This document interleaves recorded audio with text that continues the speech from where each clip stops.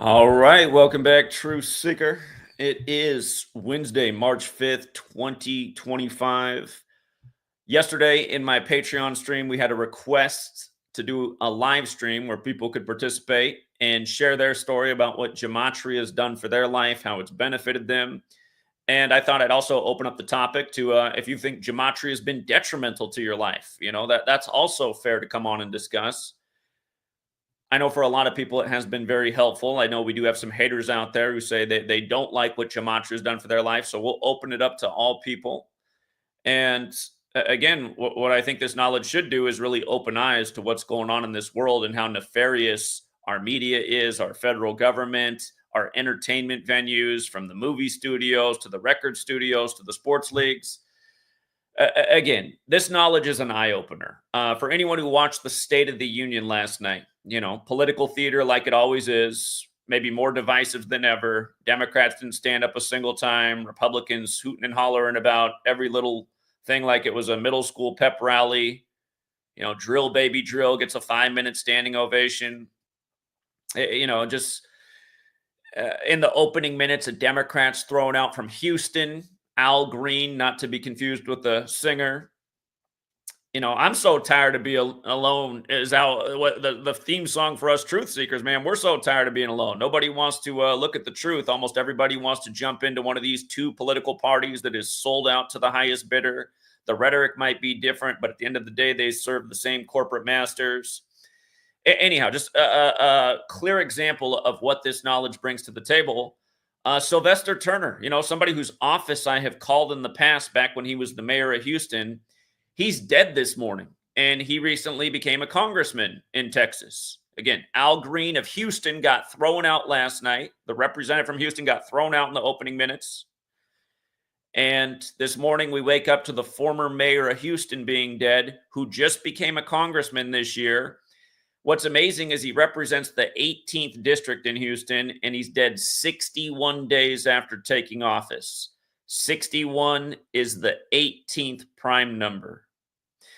And he's also dead at 70. And again, in Gematria, his name, Sylvester Turner, just happens to equate to 70. When I called his office was back in the time of Hurricane Harvey. I was sharing the knowledge with him about how we predicted what day Texas would flood, August 27th, 2017, nearly a week in advance. And what it had to do with, Stevie Ray Vaughan and his best-selling album, Texas Flood, and his anniversary on that date, his tragic anniversary of his demise, the history of weather warfare. I never got a call back from his office about that, but, Vice News wrote that hit piece on me because I showed how that act of weather warfare was connected to Matt Harvey being the first pitcher to pitch in Houston. And we said right then that Houston was going to beat the Dodgers in the World Series in August. And exactly what happened. Again, there's a lot more to the story. The storm was even literally synced with Sylvester Turner at the time. But again, this stuff's going on every day, and people's eyes should be open to it. Ritual murder, over and over. Again, what's the song Murder by Numbers about? It's about Gematria, the practice of coding numbers into words, and how it being the sport of the killing of the elected. Sylvester Turner, gone at 70. And with regards to Congressman Al Green, there's some things that definitely stand out about him, namely that he's born in 47. Number 47 throws out the guy born in 47 who shares the name with, of course, the very well-known musician. And almost make you think Al Green better look out. Al Green's 78 years old, like Trump's 78. They're both born in 46. State of the Union equates to 78. I hope nothing happens to Al Green. But yeah, Houston representative. And it's interesting that he's born in New Orleans. New Orleans equals 45, like Mardi Gras. Yesterday was the first day of Mardi Gras that he got thrown out. There's some other things that are noteworthy here. It was the 185th day of his age, like Donald John Trump equals 185, like mathematics. Again, these people in D.C. are puppets on strings, and I'm pretty sure Al Green was just performing his script to set up the theatrics that adds to the divide, the polarization between the two political parties that so many people are invested in. And one more thing about, Sylvester Turner, who also represents Houston being dead. They had to let you know that he spent 27 years in the Texas house. Again, this fateful number, ritual 27, connected to death is that 27 through the 27 Club. Notice his birthday, September 27th, the day in history the Jesuits were recognized by Rome. And he's also dead 159 days after his birthday, Sylvester Turner. As we know, Donald Trump equals 159, like Scottish Rite. Donald Trump had the little hoax on the 15th of September, 15/9, 159 years after the Secret Service was established. We covered that last year. But yeah, every day, this knowledge has an opportunity to open eyes in all kinds of ways. We do incredible things with this knowledge every single day. People hate that we do the world of sports, but hey, man, you can pad your pockets. Anaheim Ducks, huge payout last night, had a very, very good narrative to upset despite being major, major underdogs. They did. The night before, we thought the Warriors would beat the Hornets by exactly 18 points, and they beat them by exactly 18 points. And again, how did we make that call? It was 251 days after Del Curry's birthday, the father of Steph Curry and what's the other brother's name? The other Curry. But the other Curry plays on the Hornets, where the Curry family's from. Del Curry used to play in Charlotte. The Currys are connected to Charlotte. So you had brother versus brother with dad, who's the announcer for the Hornets, calling the game. But again, it was 251 days after the dad's birthday, which is the 54th prime. Steph Curry equals 54. 2 nights ago, when the Hornets won by 18, they had earlier in the year beaten Charlotte by 36. So now the point differential for the whole year, plus 36, plus 18, is plus 54. Going with Steph Curry, going with the distance from Dan's birthday. And do you remember the rapper who recently died at 54? I just want to show you how these things all connect. Saphir. Let me pull up my post on this. Because again, we talked about his death in light of Steph Curry, because he's part of the hip-hop group known as the Golden State Warriors. But remember, Saphir died at 54, right? Saphir equals 54. There's a lot of information here, but I want to scroll down to the Steph Curry part. Hold on. From Steph Curry's birthday to Saphir's death was 251 days later. Just like the ritual they just had the other night was 251 days after Dad's birthday. But ritual sacrifice is 251. That's the 54th prime. Did we not just talk about what happened to the Isley brothers member, Mr. Jasper? How his death was 251 days after Kendrick Lamar's birthday, and Kendrick Lamar sampled his song, which is a song that's played in a popular movie right now, the new Captain America. But anyway, 251 is the 54th prime. Steph Curry, 54 forwards and backwards. Hornets, Warriors, box scores. Again, let's get them both up here. They just won by 18 the other night, 2 nights ago. I'm trying to pull up the one before. Here's the one from just days ago. They beat them 128-96, or excuse me, 128-92 by 36, not to mention Hornets equals 36, but 36 plus 18, 54. That 54 has been huge with the Warriors. Again, they set the home win record streak at 54. That's back when they played in Oracle, which also equals 54. They did that against the Boston Celtics. We know that's a big Jesuit order number. Eventually, there was an NBA Finals between the Warriors and Celtics, synced with the Jesuit Pope. So, anyway, again, just the power of this knowledge, how universal it is, how you can see just how rigged the game is. You can see through the ritual murders, rigged politics, rigged sports, rigged markets, rigged crypto, and you can do the who, what, why, when, and where for everything that's going on in the world. In light of Sylvester Turner dying at 70, but beyond his name equaling 70, other words that equal 70, Vatican and Francis, both equal 70. Again, you got the Roman fasces on the wall of the house that they're speaking in last night. Fasces, the root word of fascism. Roman architecture everywhere. All roads leading to Rome. Again, yesterday was 77 days after the Pope's birthday. United States equals 77, like Panama Canal. Again, we retake control of the Panama Canal through BlackRock, who's partnered up with the Jesuit World Economic Forum. But again, United States 77, Panama Canal 77, these rituals 77 days after the Pope's birthday, when we're on a calendar named after the Pope, 201 days after the Jesuit order's birthday. Again, the Jesuits are the 201 gang. Their entire history is 201 from the beginning to the present. So, yeah, again, there's a lot to be appreciative of for this knowledge, because it really is an eye-opener. And I'm going to drop the link for people who want to join the stream. I'm looking out at the chat to see if the gentleman who requested this topic, if he's in the building yet. I don't see him out in the chat. He might be out there lurking, but there was one young man who said he wanted this topic, and I said if I couldn't do it last night, I'd do it this morning before our public stream on Patreon. So anyhow, the link is dropped. I'll drop it again. If you guys want to come on and share what this knowledge has done for you, good or bad, the link is below. And let's see. Kevin Samuels, again, Kevin Samuels, a death that you can see right through. His sacrifice was for the rapper Future shortly after he did the interview with Future. If I remember correctly, Kevin Samuels died 86 days after the Future interview. And again, as we know, 86 means to get rid of. Blood sacrifice and human sacrifice both equate to 86. All right, we got 510 in the building. What's up, 510? Yo, what up, Jack? I was just calling in to say the reporter said Curry was 13-1 in Madison Square Garden, including his Davidson career. So that was funny. And then it was another number, 121. I think it was they brought up during like the post game interview, but that was funny. He didn't break the 3-point record I thought he was gonna do last night. It was weird. He was passing and stuff, but yeah, man. I ain't gonna say too much because I was just saying this because I probably won't be able to be in for sports talk. I'll be at work right when you start the stream.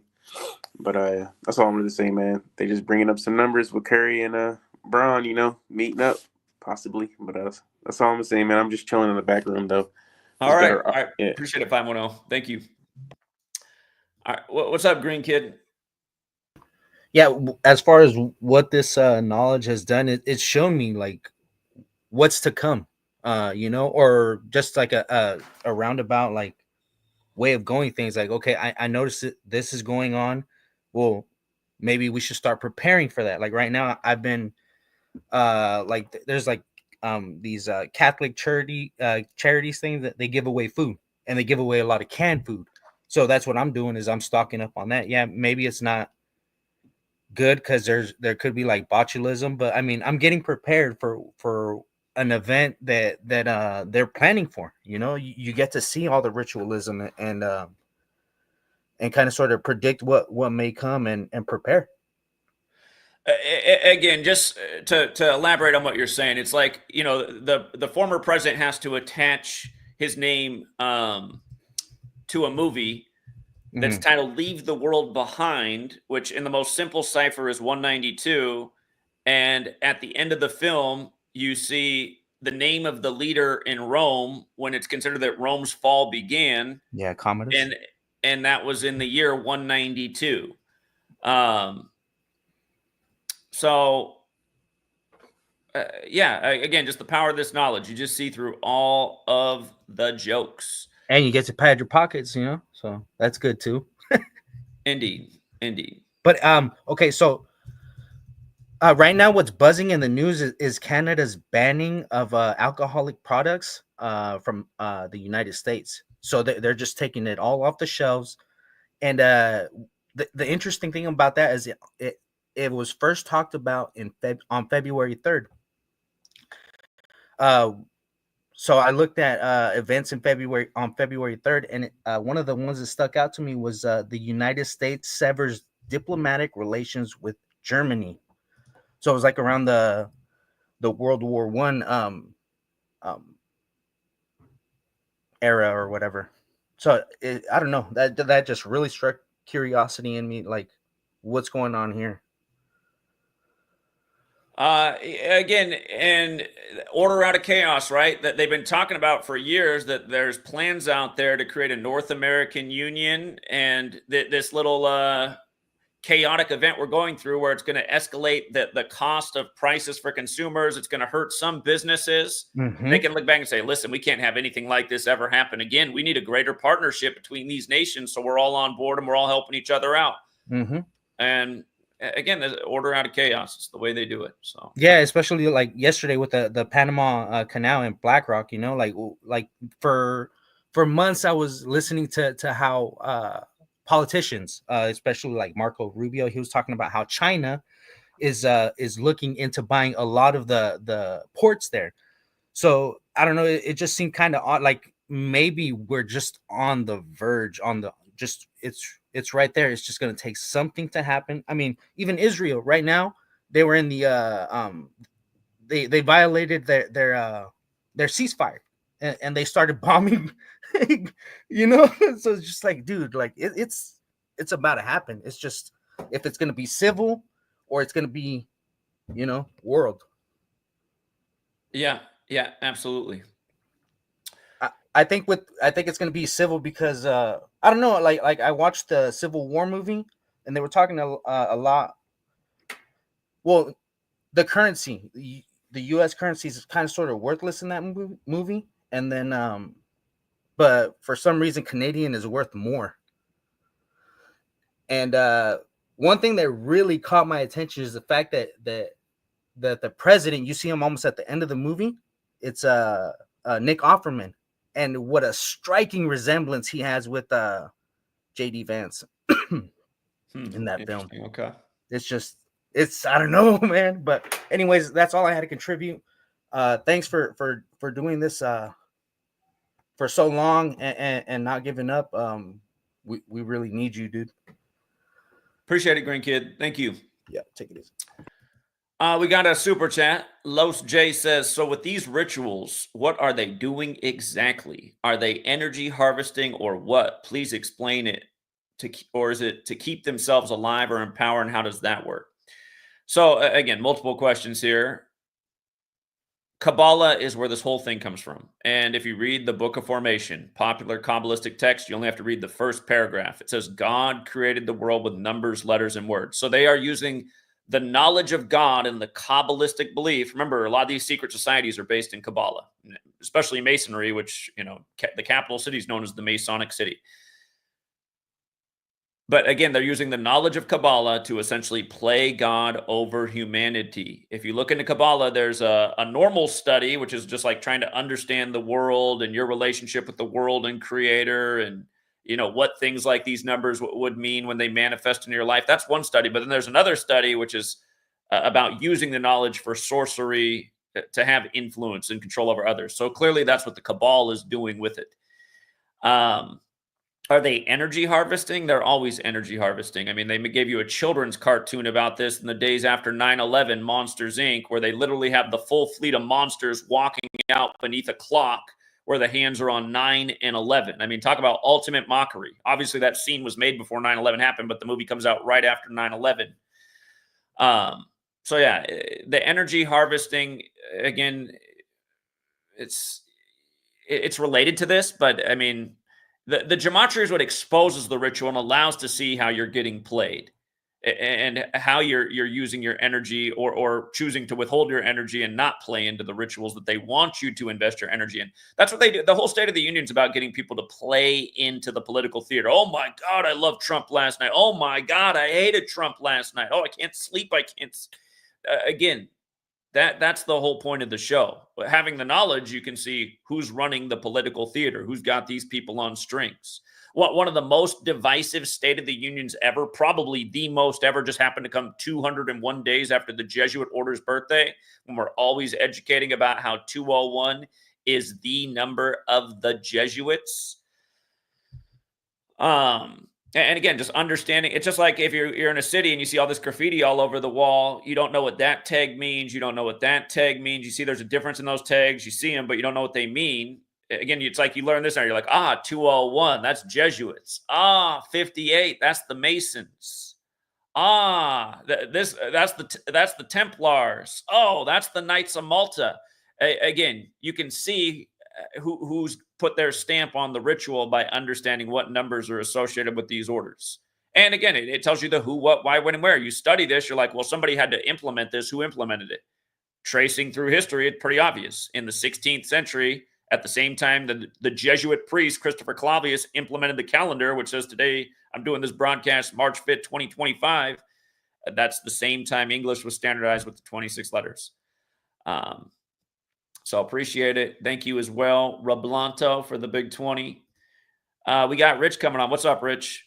Yo, what's up, Zach? How's it going? It's going all right. I just wanted to make a point, man, that man, I found this work through Kobe Bryant, as you know. Kobe Bryant. Hold on, real died. quick. Somebody in the chat says, "Could I do a decode of Kurt Cobain?" Please. I mean, we've done so many decodes on Kurt Cobain over the years. There's a very simple decode in my first book, Letters and Numbers, that has a lot of celebrity deaths in there. Probably most you could ever think of, up through when it was written in 2017. But yeah, Kurt Cobain we covered many a times. Go ahead, Rich. Yeah. Oh, speaking about Kurt Cobain, his song was synced up with Bill Gates, their most known song, Nirvana's. Yeah, and they didn't write that song; it was given to him. Yeah. Yeah. I just figured I'd point that out. But yeah, Here, just for that person who wants to know, Seattle's the 206 area code. Kurt Cobain died 206 days before Bill Gates' birthday. It was the year that Bill Gates became a celebrity when Nirvana was the celebrities of Seattle at the time. So it was like a transition of power. And Seattle, Washington equals 94. Bill and Melinda got married on the first day in 94. Kurt Cobain's dead 94 days later. It was synced up with their wedding and his birthday. Plus, it was synced up with Courtney Love and Dave Grohl. There's a lot to Kurt Cobain's death. Go ahead, Rich. Right. Yeah, exactly. And but just to point out, man, I started out, learning about this work through Kobe Bryant dying, man. And it's simple. Like Kobe Bryant, his name equals 41.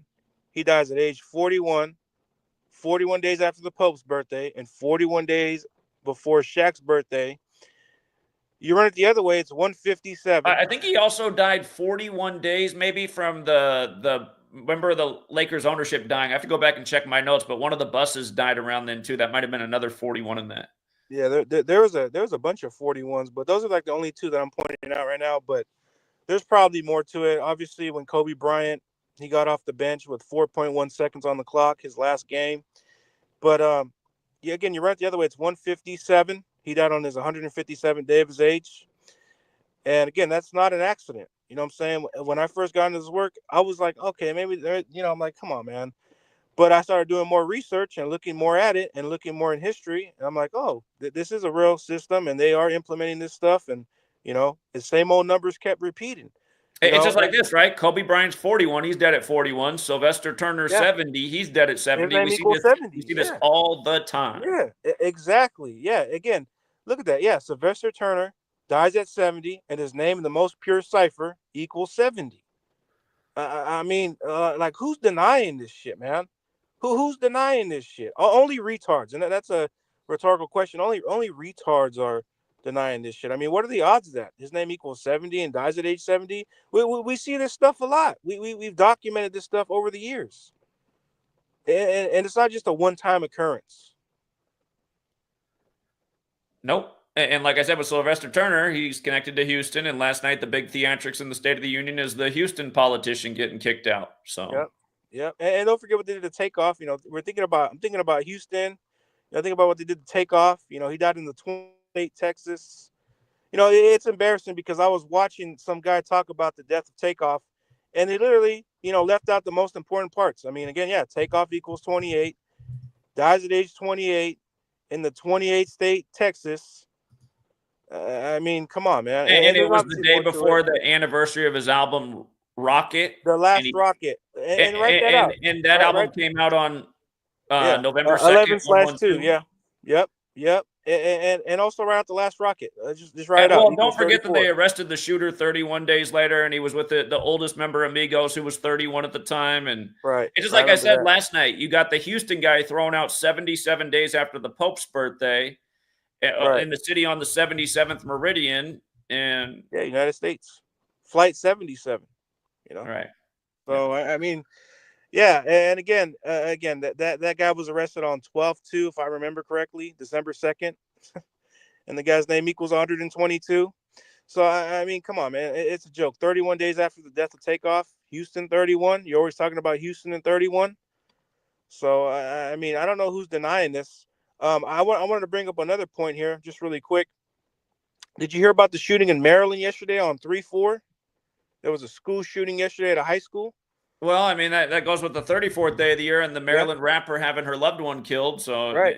Right. yeah. Yeah, and remember, you talked about that literally the day before, and then I'm literally in the comments like, hey, did you hear about this rapper? And literally has the 34-47 connection on the 34th day of the year, and yesterday was 3/4, and supposedly, a shooting in Maryland, school shooting. But again, in Gematria, Maryland equals 34. If you look into the high school, it's called Lansdowne High School, LAN. LAN. Let me see. I have it spelled right here. LANSDOWNE.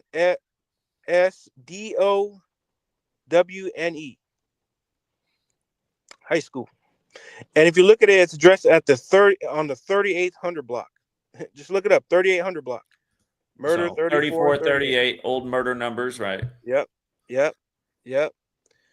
And it's just and just a joke, man. I mean, death 38. They had to say the school was on lockdown. 34, 38. I mean, just a joke, man. And again, the shooting came 140 days after the governor's birthday. Washington is 140. But yeah, and also that school was established in 63. If you look it up, it was established in 1963. Yesterday was the 63rd day of the year. It was also the day leaving 302 days after the year. The name of the high school equals 302. So again, this is what's going on. Again, these mass shootings, these casualties, again, these are not an accident. These are all staged, planned rituals. That's what they are. And more people need to wake up to that. Indeed. But yeah, that's all I had, man. Hey, All right. appreciate it, It, man. Rich. Yep. All right. I'm going through in the order everyone came in. Thank you, Rich.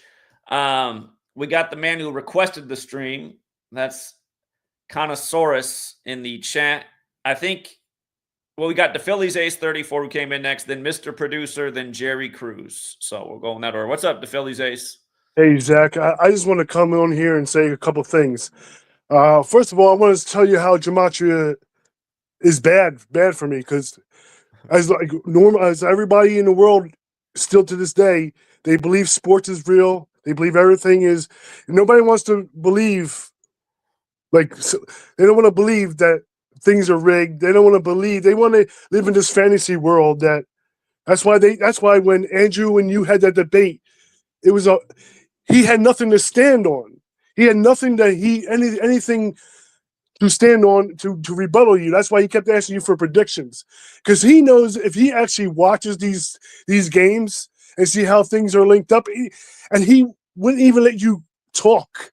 That's how you know this stuff is real. Because usually when people don't have, if it was, he would let you hang yourself by letting you talk. But no, he had to keep attacking you and stuff like that. So Gematria has ruined me as far as like in sports and stuff like that. But it's like when you first learn that Santa Claus doesn't exist, or if the tooth fairy or whatever, or wrestling is fake and all that stuff. And also with religious, they use religious. Why would you think about it? Think about it this way, Zach. Why would God allow, if God was really existed to the way they say they do, why would we have to deal with all this pain and suffering? But what God likes to see people suffer. He wants to see people not join together or whatever. You know what I'm saying? That's why it hurts me. Gematria hurts when it looks like if you're a religious person, because then you don't know what to believe in. Because you'd be like, why is this happening? Why this, that, and the third? And they're using that to keep the Bible to divide us all. They use the scriptures and as their playbook, like you said, and nobody wants to see that. And it's so sad that. And I'm not the sharpest knife in the shed, but I can see it. Why can't other people? And it just goes to show you that Andrew, not only could he debate you on everything that you pointed out, he had to try to force you to predict something, which any idiot if you're doing research, it takes research to do points. And he was trying to nickel and dime every point that you try to make. You know what I'm saying? Oh, hold up a second. Let me prove this. Let me prove that. But he won't let you get your words out. You know what I'm saying? So that's why I don't understand. That's why people are so under the spell where as long as their lives are not really affected, like right away, like until something drastic happens into your city or wherever you may live, like a hurricane or something, that's when everybody wants to cry or things of that nature. Or the way Trump is doing things now, people don't want to take this seriously. And you've been pointing this out ever since you started. And I don't understand why would people want to suffer. Can you answer me that, Zach? Why do people like pain? Why? Am I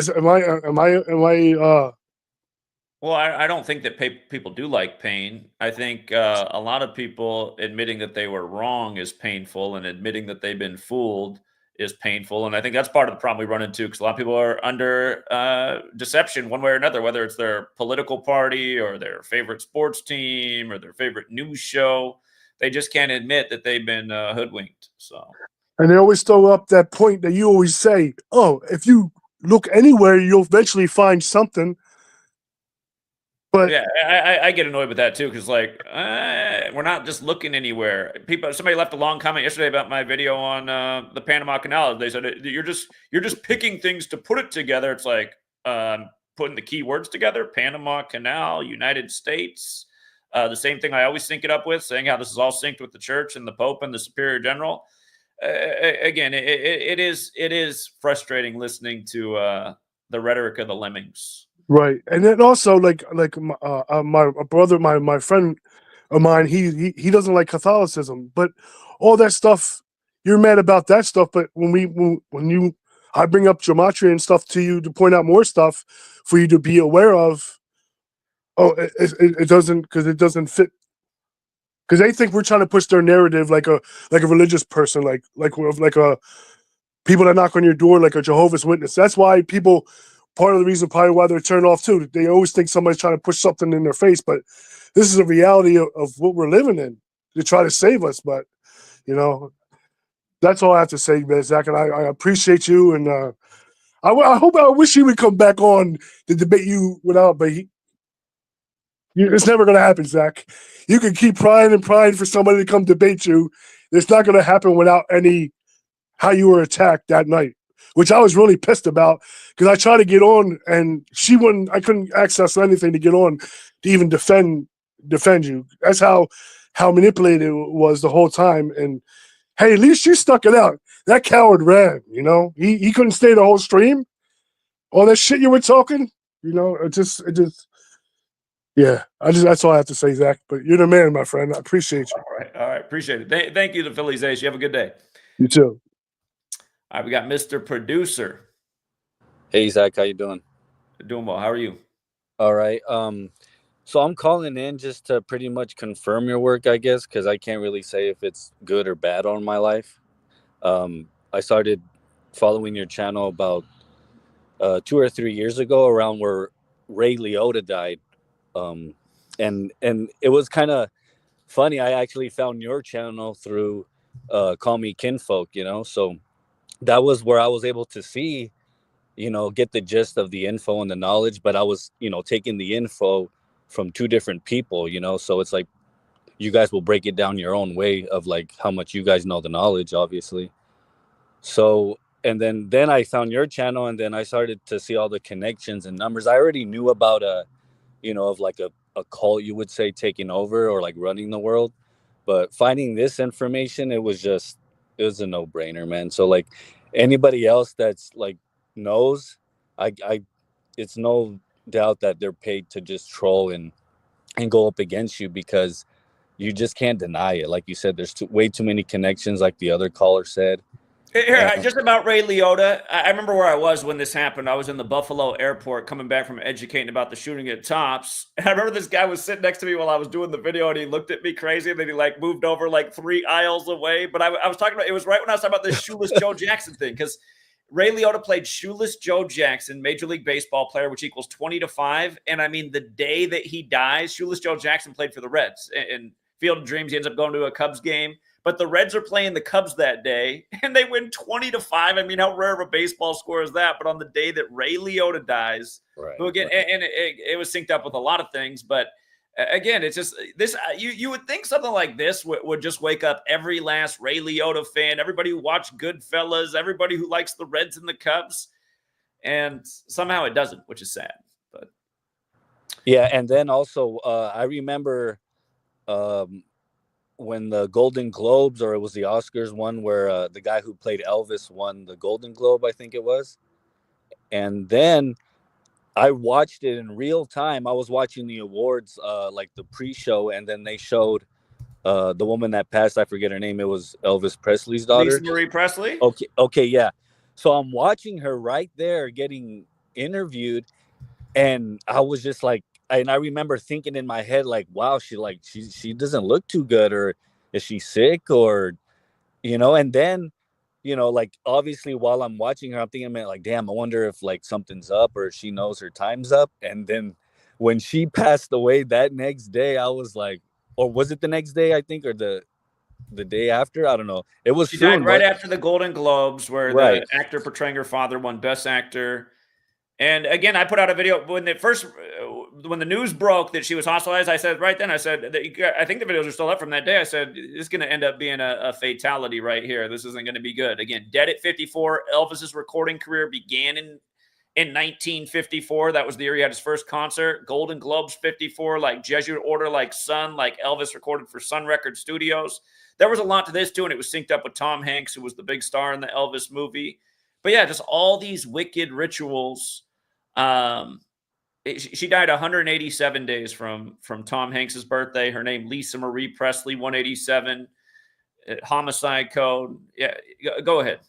Yeah, and then what the other caller mentioned too, how like I noticed, because I used to be a big sports fan. I come from Phoenix, Arizona, where you said you used to live in, and it's funny when I go into a store and I hear people talking about the Suns, how like, oh, like they're all like analyzers, like talking about why the Suns suck, and how KD he's not a leader, and and I'm like, man, if they knew about this work, Gematria, they would know that all these trades are ritual, and there's a reason why these guys go to certain teams, and you would think that they get better, but they don't, And by the way, just about having the knowledge, last season, Kevin Durant, number 35, was 35 years old. Thursday equals 35 like Suns. He scored the first basket so many times last year on Thursday, and it's a big payout every time. It was ridiculous. You could have, doubled your net worth off Kevin Durant last year at age 35, just taking advantage of that. And again, that is the power of this knowledge. So yeah, you can also look into what happened to his coach, who got murdered at a young age, and why he wears 35, and see how that was a sacrifice for Kevin Durant way back then. Yeah, so it's just kind of crazy, like, now knowing this info, like, and it sucks because I got to be honest, I've always been a fan of like all this stuff of movies. I was always a big movie guy, and then I started studying directors and all this stuff, and same thing with music. And it's just like, dang, like I knew there was like Illuminati stuff, but I always was like, someone obviously has to like be in a higher position or know somebody. But it's kind of crazy now looking at it. Once you sign the deal or you're in this industry, you're kind of like put a curse on yourself. But you will be able to get the good stuff out of it, and live the life you want to live and make amazing art.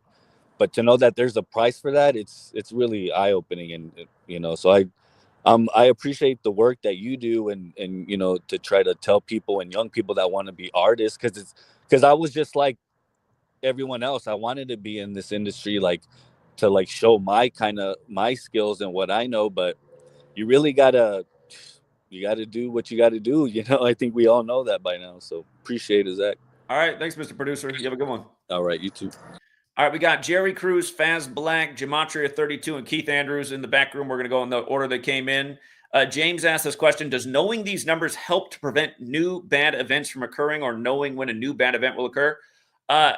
Absolutely to the latter. Again, a lot of people were prepared for the horrible storm that happened on Valentine's Day the other year that caused blackouts across the nation, from Portland to Houston to Atlanta on Valentine's Day. We had that date circled for weather warfare and blackouts.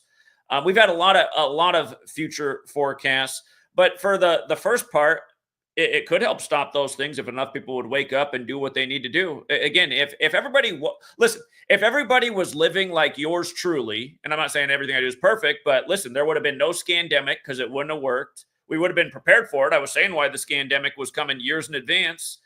We knew why 2020 was going to be big because of the 19-year cycle. Just like if the power structure is still in place by the time 2039 comes around, it's going to be something even more magnificent because these people just up the ball every 19 years with the 19-year cycle of the moon. Again, nobody be participating in these rigged elections. It'd be over. Nobody be supporting any of these rigged entertainment venues. They'd be out of business, and taxpayers wouldn't be funding these stadiums for these rigged games that are ultimately an energy harvest. And look at what goes on every year in these home fields. I mean, every year, like people think they have some home field advantage. They don't. The cabal loves to punk the home crowd. They love it. They love it. They're like, thank you for your money. And now let us spend the last 5 minutes of the game panning through the crowd and look at all crying fans who just spent a fortune to come to the rigged spectacle that was meant to break their heart, where everybody on their team's way overpaid and none of them are even from the city that you're supposedly cheering for this group of players.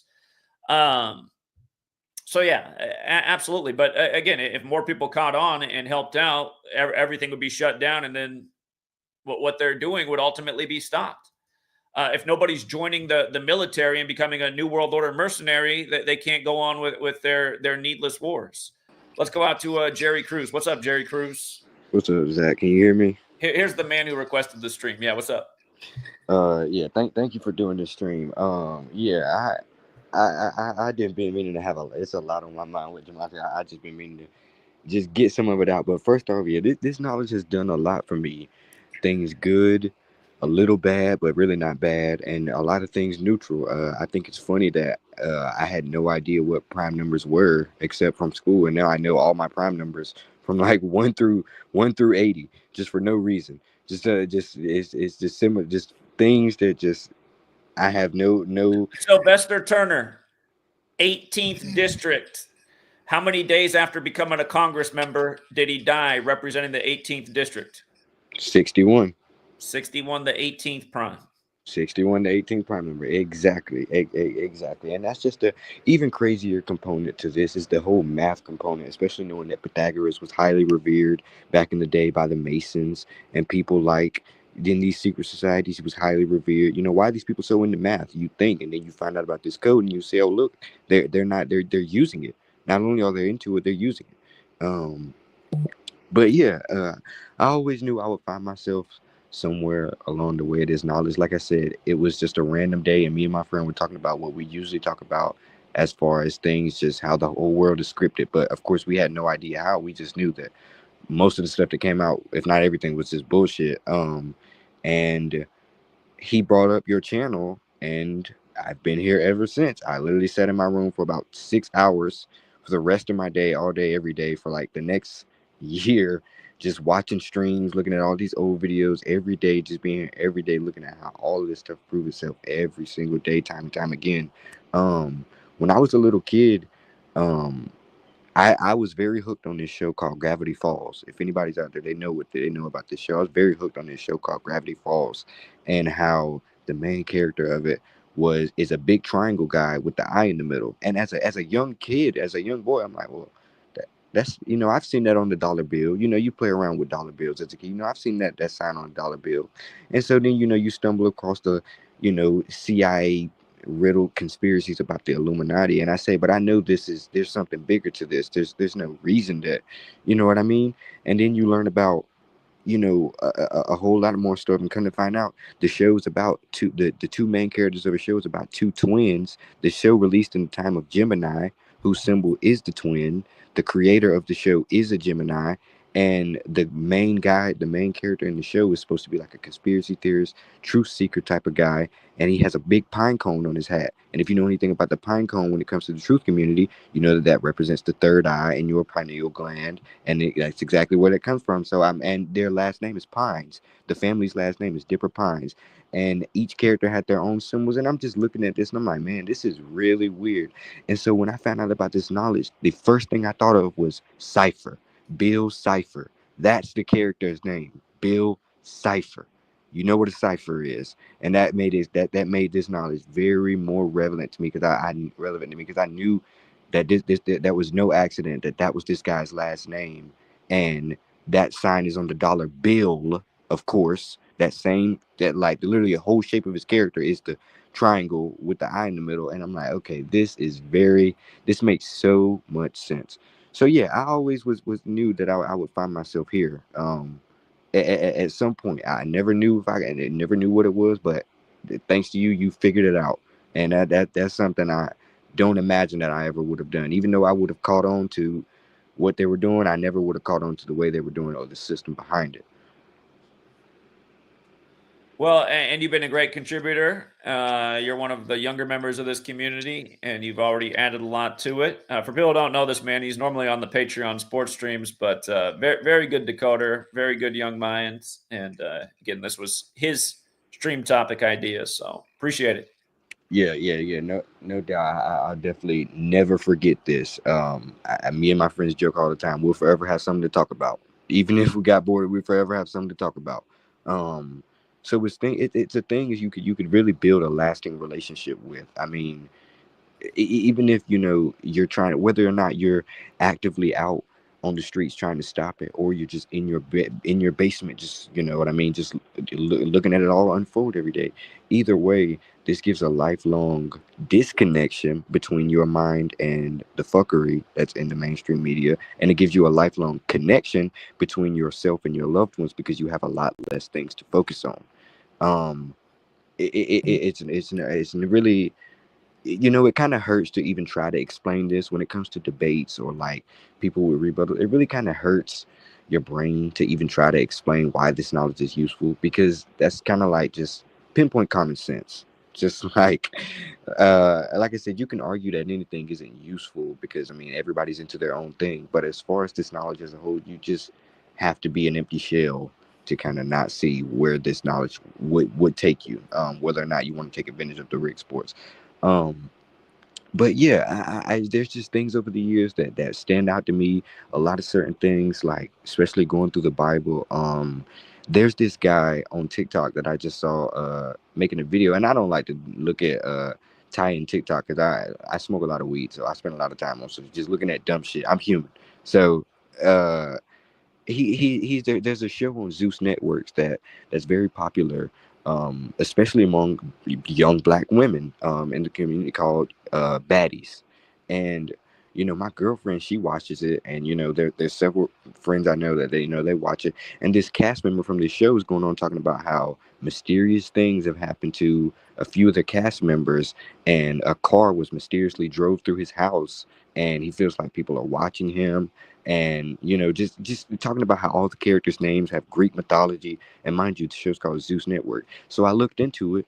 The last guy to pass that everyone was familiar with is a guy named Jay Hefner, and I look into it. The story is he was killed on September 8th, in a Lincoln, in a shootout in a Lincoln, protecting his loved ones. Lincoln 79, murder 79.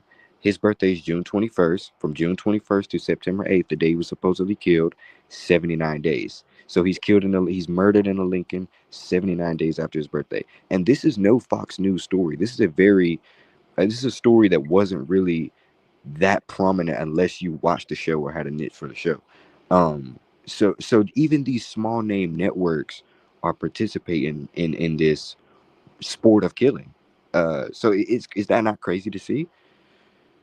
Uh, yeah, and we've talked about these things a lot. It's some of this stuff is more closer to the home than you would imagine, but also the big headlines. Just like the other day, you just happen to have two hip hop moms dead on the same day, 79 days before Mother's Day, when both mother and murderer are 79, and one of the rappers is Biggie and the other's Tyga, who sampled his music. And not to mention days earlier, Tiger Woods' mom was dead. And then the rapper Tyga, and all this in Black History Month. Again, just day after day, the stuff they put in front of you, you can just see right through it with this little simple ABC 1, 2, 3 code. So. Yeah, exactly. Exactly. It, it's inevitable. And did you know that? You know what a tiger mom is? You've heard of the term tiger mom? I don't know that term. Tiger mom is just what the name that they give to a type of parent. It's a form of just like, if you look it up, you can just look it up. It's called tiger parenting, but it's referred to on social media as tiger mom. That's a very common term. It's about a strict parent where moms are very focused on bringing their kids up, grooming their kids. What these NBA players' moms, you can imagine, you can call their moms tiger mom. There are a lot of these kids' parents are severely involved in their success, grooming them to be what they are. That's what a tiger mom is. So how funny that Tiger's mom is dead. Yeah, that is interesting. Yeah, I didn't know that one. Yeah, it's just insane. But yeah, it just all these words that, and do you know words like truth seeker? I know you seen me in your comment or your video the other day about how the measles death came 51 days after the supposed bird flu death. 51 days later, words like truth seeker equals 51, elite equals 51. Well, conspiracy and tinfoil hat equal 51, and that's what RFK Jr., they literally used the term tinfoil hat talking about him, and conspiracy theorist. That's what stands out to me right away about it, because again, he's the health secretary, and he's described as a tinfoil hat conspiracy theorist. So, and if you watch the hearings, they kept accusing him of a measles outbreak that killed 83 people in American Samoa. 83. Does that stand out to you? 83, 83, 83. Just listening to it over and over, and everyone bring it up. Your rhetoric killed 83 people. It's just like, God, if people only knew what we knew. Murder equals 83. So. Yep, exactly. If only people, literally, I see it all the time in comments on social, just left by random people just like me. And it seems that these numbers do have an influence on the mass collective conscious. Because if you go in the NBA's comments, so say, how about how we saw everything we saw with Steph Curry and, the Hornets the other night, you might see a lot of times, I might go to the NBA's post talking about how Curry did well that night. And in the comments, the top comment is, oh, of course Curry drops 54 against the Stars team or whatever, just throwing out arbitrary numbers. But the arbitrary numbers that you see are a lot of times very connected, and it's only in these sports media pages comment sections. Like the top comments, if they're gonna have a number, it's gonna be a number related to the post. That's like obviously not an accident. Now I wouldn't be surprised if a lot of these are just paid for accounts up under these posts. That's probably what they are. They're just paid for top comments, because obviously they got control of the algorithm, so they want control of what numbers you see. As soon as you open the comments, you're going to see this number. So and if it's not that, then like I said, this, whatever they're doing, does have a influence on the collective consciousness. Because there's a quote by Carl Jung, if anybody knows who that is, the occultist. He states that numbers reach the furthest out of everything in your life that you intake from your brain.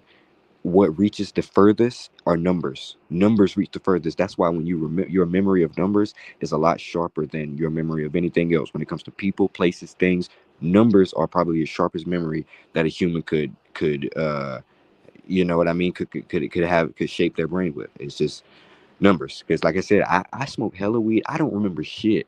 But if I got a blunt for every time, or for every number that I can remember associated with this work, I literally smoke myself to death. I remember almost everything that comes to when it comes to these numbers and this work, and that's always been amazing to me because I've never had the best memory.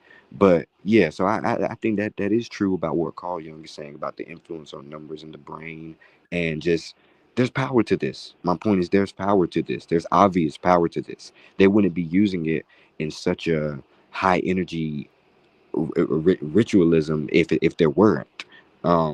Sure. Again, essentially, mathematics is the building blocks of everything. And you look at like just something that everyone understands that moves them is music. That's why they play music in stores, because they know that it'll impact consumption. But what is music at the end of the day? Everything is based on mathematical constructs, the whole rhythm, the pattern. So Everything is mathematics. And again, that Hermetic principle that everything carries a vibration and every vibration can have an influence. And you're either the person being influenced or doing the influencing. All of this stuff leads back to that. So anyway, man, I appreciate it. I got to let a few more people get on here, but I'm glad you requested this topic. It was a good one. Yep, I appreciate it. Thank you. All right. Take care, man. I'm going to let somebody cut in line because I see that they're waiting in their car, and just in case they have somewhere to go and they're the only person who has their camera on. But again, it's going to be Faz Black, Gematria 32. We got Donald J. Trump in there, but I'm going to let Keith Andrews cut because he has his camera on. And by the way, for the question up on the screen, you should finish reading the book because then your statement wouldn't even have been written. And this knowledge isn't only connected to negative things. I focus on the evil going on in the world, but the last chapter of the book you bought is about the positive organic side of the code. So try finish reading the book, and then you'll have a different response. Anyway, go ahead, Keith Andrews. What's up, Zach? I tried to have your back the other night, man. I was on at like 3 a.m., called in, but it was fucking impossible. I don't even remember the guy's name. The one you were trying to debate. The Andrew debate? Yeah. I called in late night and could barely even get a word in. Do me a favor. Can you check your email for me? It's all related, I promise. Which email? GematriaEffectNews. GematriaEffectNews@gmail.com? Yeah. All right, I'm going there. And it's just my name, 23 at Gmail. Wait, did you say, which email is it? The GematriaEffectNews one. Okay. Probably would have been a couple, 2-3 days ago. The subject line is literally, Zach, I could use your fucking help here. What day did you send it? It's in the last 72 hours. I get so many emails. Okay, I found it. Okay. All right, there should be a link in there. Now, I'm only on this podcast for like 10 minutes, but I think you need to see it. And read my email real quick if you can. It's nothing bad.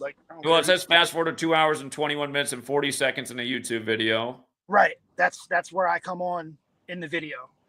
Okay. Probably less than 10 minutes. So you're asking me to play this video? Sure, if you want. I think it will be good. All right. I got to flip around the audio settings. All right. Otherwise, it'll be muted. Got to add on it.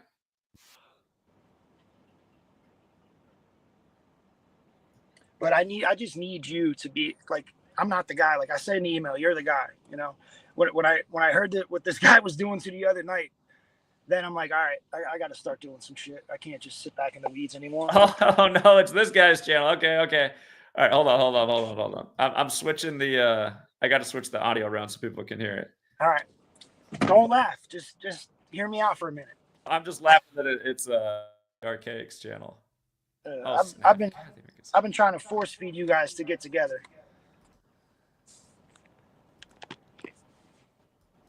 Okay, I'm almost there. Okay. All right, do you just want me to play the clip? Yeah, go ahead. You said 2 hours, 21 minutes, and 40 seconds, right? I'm 10 seconds before that. All right. Here, let's go.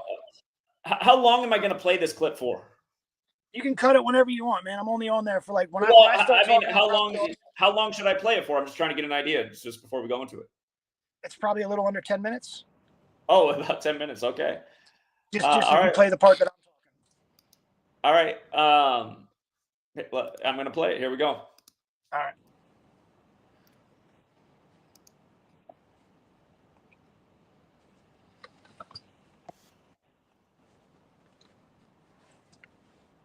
Kind of looks like I'm giving him the business right there.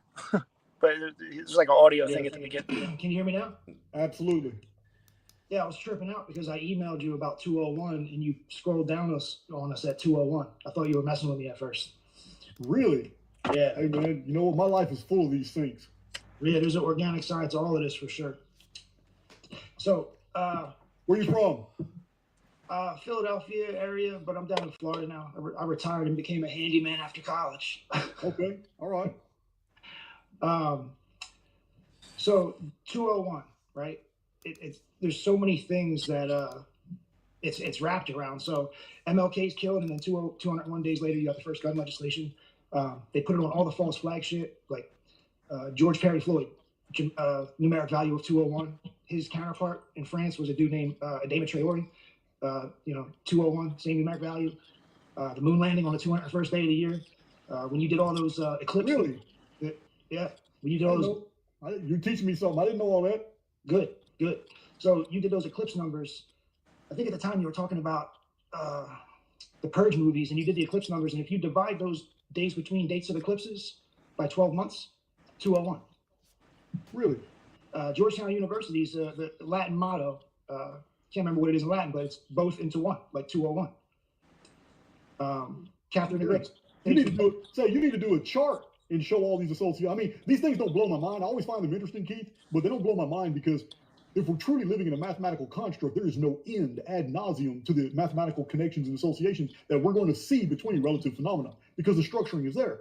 What I find very interesting is that there's other people out there like me who are nerding over this shit. You know what I mean? All right, so you got 1656 days between JFK and RFK assassination. You do? Seriously? Somebody on here is making a decision to pull the trigger on RFK on that 656th day. Damn. Which is even happening. I mean, that's a fair question at this point. 138 times 12, 414 times 4. That's 1656 is a curse number. Dude, all these, who's the one that they compare Trump to 1972? Just Archaic's thing is 138. So again, and he connects everything to the wrong group of people. The Jesuit order's birthday is the day leaving 138 days left in the year, and yesterday was 201 days after their birthday for the most divisive State of the Union ever. But again, if somebody wants to go on Archaic's channel again, you should educate about how federal equals 138 and Donald Trump's 138 and all the mini rituals they've done with Trump in 138, including the Nationals winning the World Series 138 days after his birthday when the Nationals logo was a 201. Because again, you know, his whole thing is like preaching this simulation stuff, and we're not living in a simulation. We're living in something where there's a Kabbalistic code. I'm much more interested in the overlaps, not where you guys did, you know? And sure. I get into some 138. I haven't heard anybody tell him about 138 though in Gematria. I think that's the one he probably needs to learn about. I get into it. All right, here we go. They tried to assassinate him too. Wallace, is it Gerald Wallace? I can't. Whoever it is, I've already done the legwork on this. Days between dates is like 19,038 or something, divisible by 138. Keith, you need to put all this on paper and come on my channel, man, and just talk about it. I don't need to put it on paper, man. I got it, but I will. No, man, if you want to come on the channel, man, we'll just nerd out and we'll just come up with all kinds of stuff in American history that's got a whole. I got a whole list of strange things, especially between Abraham Lincoln and Kennedy. Right. I want to draw a line from the organic and the manipulation. Yes. So when Gavin Newsom comes out and says, you know, he's got to do merit value with 56, he comes out and says 56% of the population is going to get COVID in 8 weeks.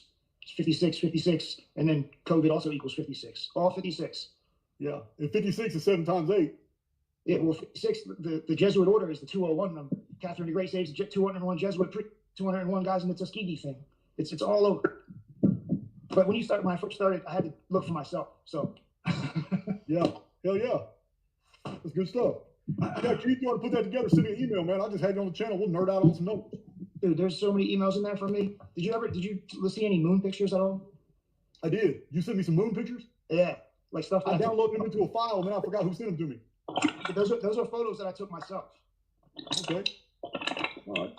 So, what's your email? Keith.andrews23@gmail. Say that again.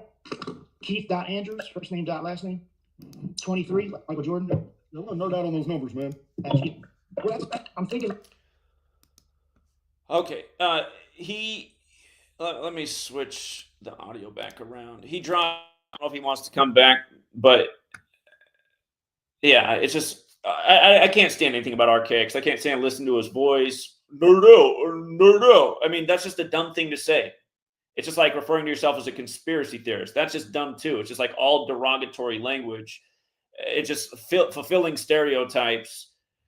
It's like it's not nerding out. It's exposing what's going on in the world and who's the controlling power structure. Whereas what he does, he tries to make it seem like we live in some computer simulation and it's just the Matrix. And again, that's not answering what matters. Anytime you're making a point, it needs to be who, what, why, when, where, which we can do all day, where he cannot. He has literally, like when people accuse us of just like trying to put things together to force out a message, that's literally what his entire channel is. What we're showing is just structured patterns synced with the same people every day by the same repetitive code, and we know who he doesn't know who. Keith, hop back on in the back room. I'm gonna let some other people get in here, and then we'll come back to Keith, and we can watch more of that. What's up, Faz Black? What's up, Zach? Can you hear me, bro? Yeah, you're good. Okay. Gematria has been excellent for me because when I first found you, the way I found you is I was searching out to see if I could find this book called the Omega Codes because I read it earlier, maybe 4 or 5 years earlier, and I was trying to see if YouTube had anything on it so I could continue to do some of the research that I was doing. And in the algorithm, I found the Omega Codes, but in the algorithm, I saw one of your posts, and I remember when I was reading the book, they said that they talked about gematria in the book of the Omega Codes. They talked about gematria and they talked about isopsy, and they were saying that Hebrew was one of the major languages that had not only alphabetic value, but it also had numerical value. And I found that to be interesting. So I wanted to do some research into that. And I saw a lot of rabbis and stuff on there that were had done videos on gematria itself, but not the way you did it. And for some reason, I think this was back like 2018. For some reason, I just clicked on your video, and like the first 3 minutes of you talking, man, I was literally, because I used to do a lot of research inside my bathroom. I had a big mirror in there, and I would stand up and I would write the notes down for stuff that I like keywords so I can look it up later. The first 3 minutes of me listening to your video, I looked at myself in the mirror and my mouth was hanging open. I was like, this is the culmination of all of my studying. I used to go to the library back in Houston. We have a big, huge public library in Houston. And I would sit there and I would just pour over books about religion, science, and just secret societies and things like that that I had come in contact with, because my grandfather was a cop, and by he being a cop, he was also a Mason. And he used to always tell me, if you could be a legacy, you could just go into the masonry thing because I'm a Mason. And he was like, whenever you get a chance, when you get older, son, become a Mason. So I was like, let me look into the thing. Well, while I was young, I was like 14, 15, started looking into masonry. And I also had an uncle who was a Black Panther. And, it was I had a lot of quote unquote secret society members in my family and a lot of military people in my family. So when I came across your work and I heard what you were saying, I was like, damn, because out of everything that I studied, there was a rhyme or reason to it, but your work was like the missing link that connected everything through the Jesuits, the Black Pope, the presidents all being related. Like, I knew it was something going on. When I saw 9/11, I was like, okay, why would they have a major attack, a big emergency on 9/11? Like, that's mockery. I knew I was being mocked while I was looking at that thing. So when I finally ran into your work, I was like, this is it, man. This is everything. Like, these mathematicians. There's a rabbi who's a major mathematician called Eliyahu Rips, and he was the one that supposedly put the connection between the Bible and the Omega Codes. And I knew math was major. I also studied Islam back when I was like 19, and I knew math was really major because when you study Islam, one of the colloquialisms of Islam is math and math is Islam. You can use math to a degree where you can start to predict the future. This is what they do in the Nation of Islam. They have some real high level mathematicians inside the Nation of Islam, and they use math to basically divine the future. So and it's like a matrix that they use.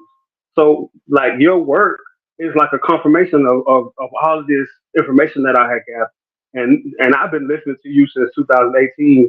And right in the midst of that, I saw the Kobe Bryant death. I saw a lot of different things that you covered. And I was like, well, shit, I don't watch the news, but when I do hear things, I looked at my YouTube algorithm, and you've already got it covered.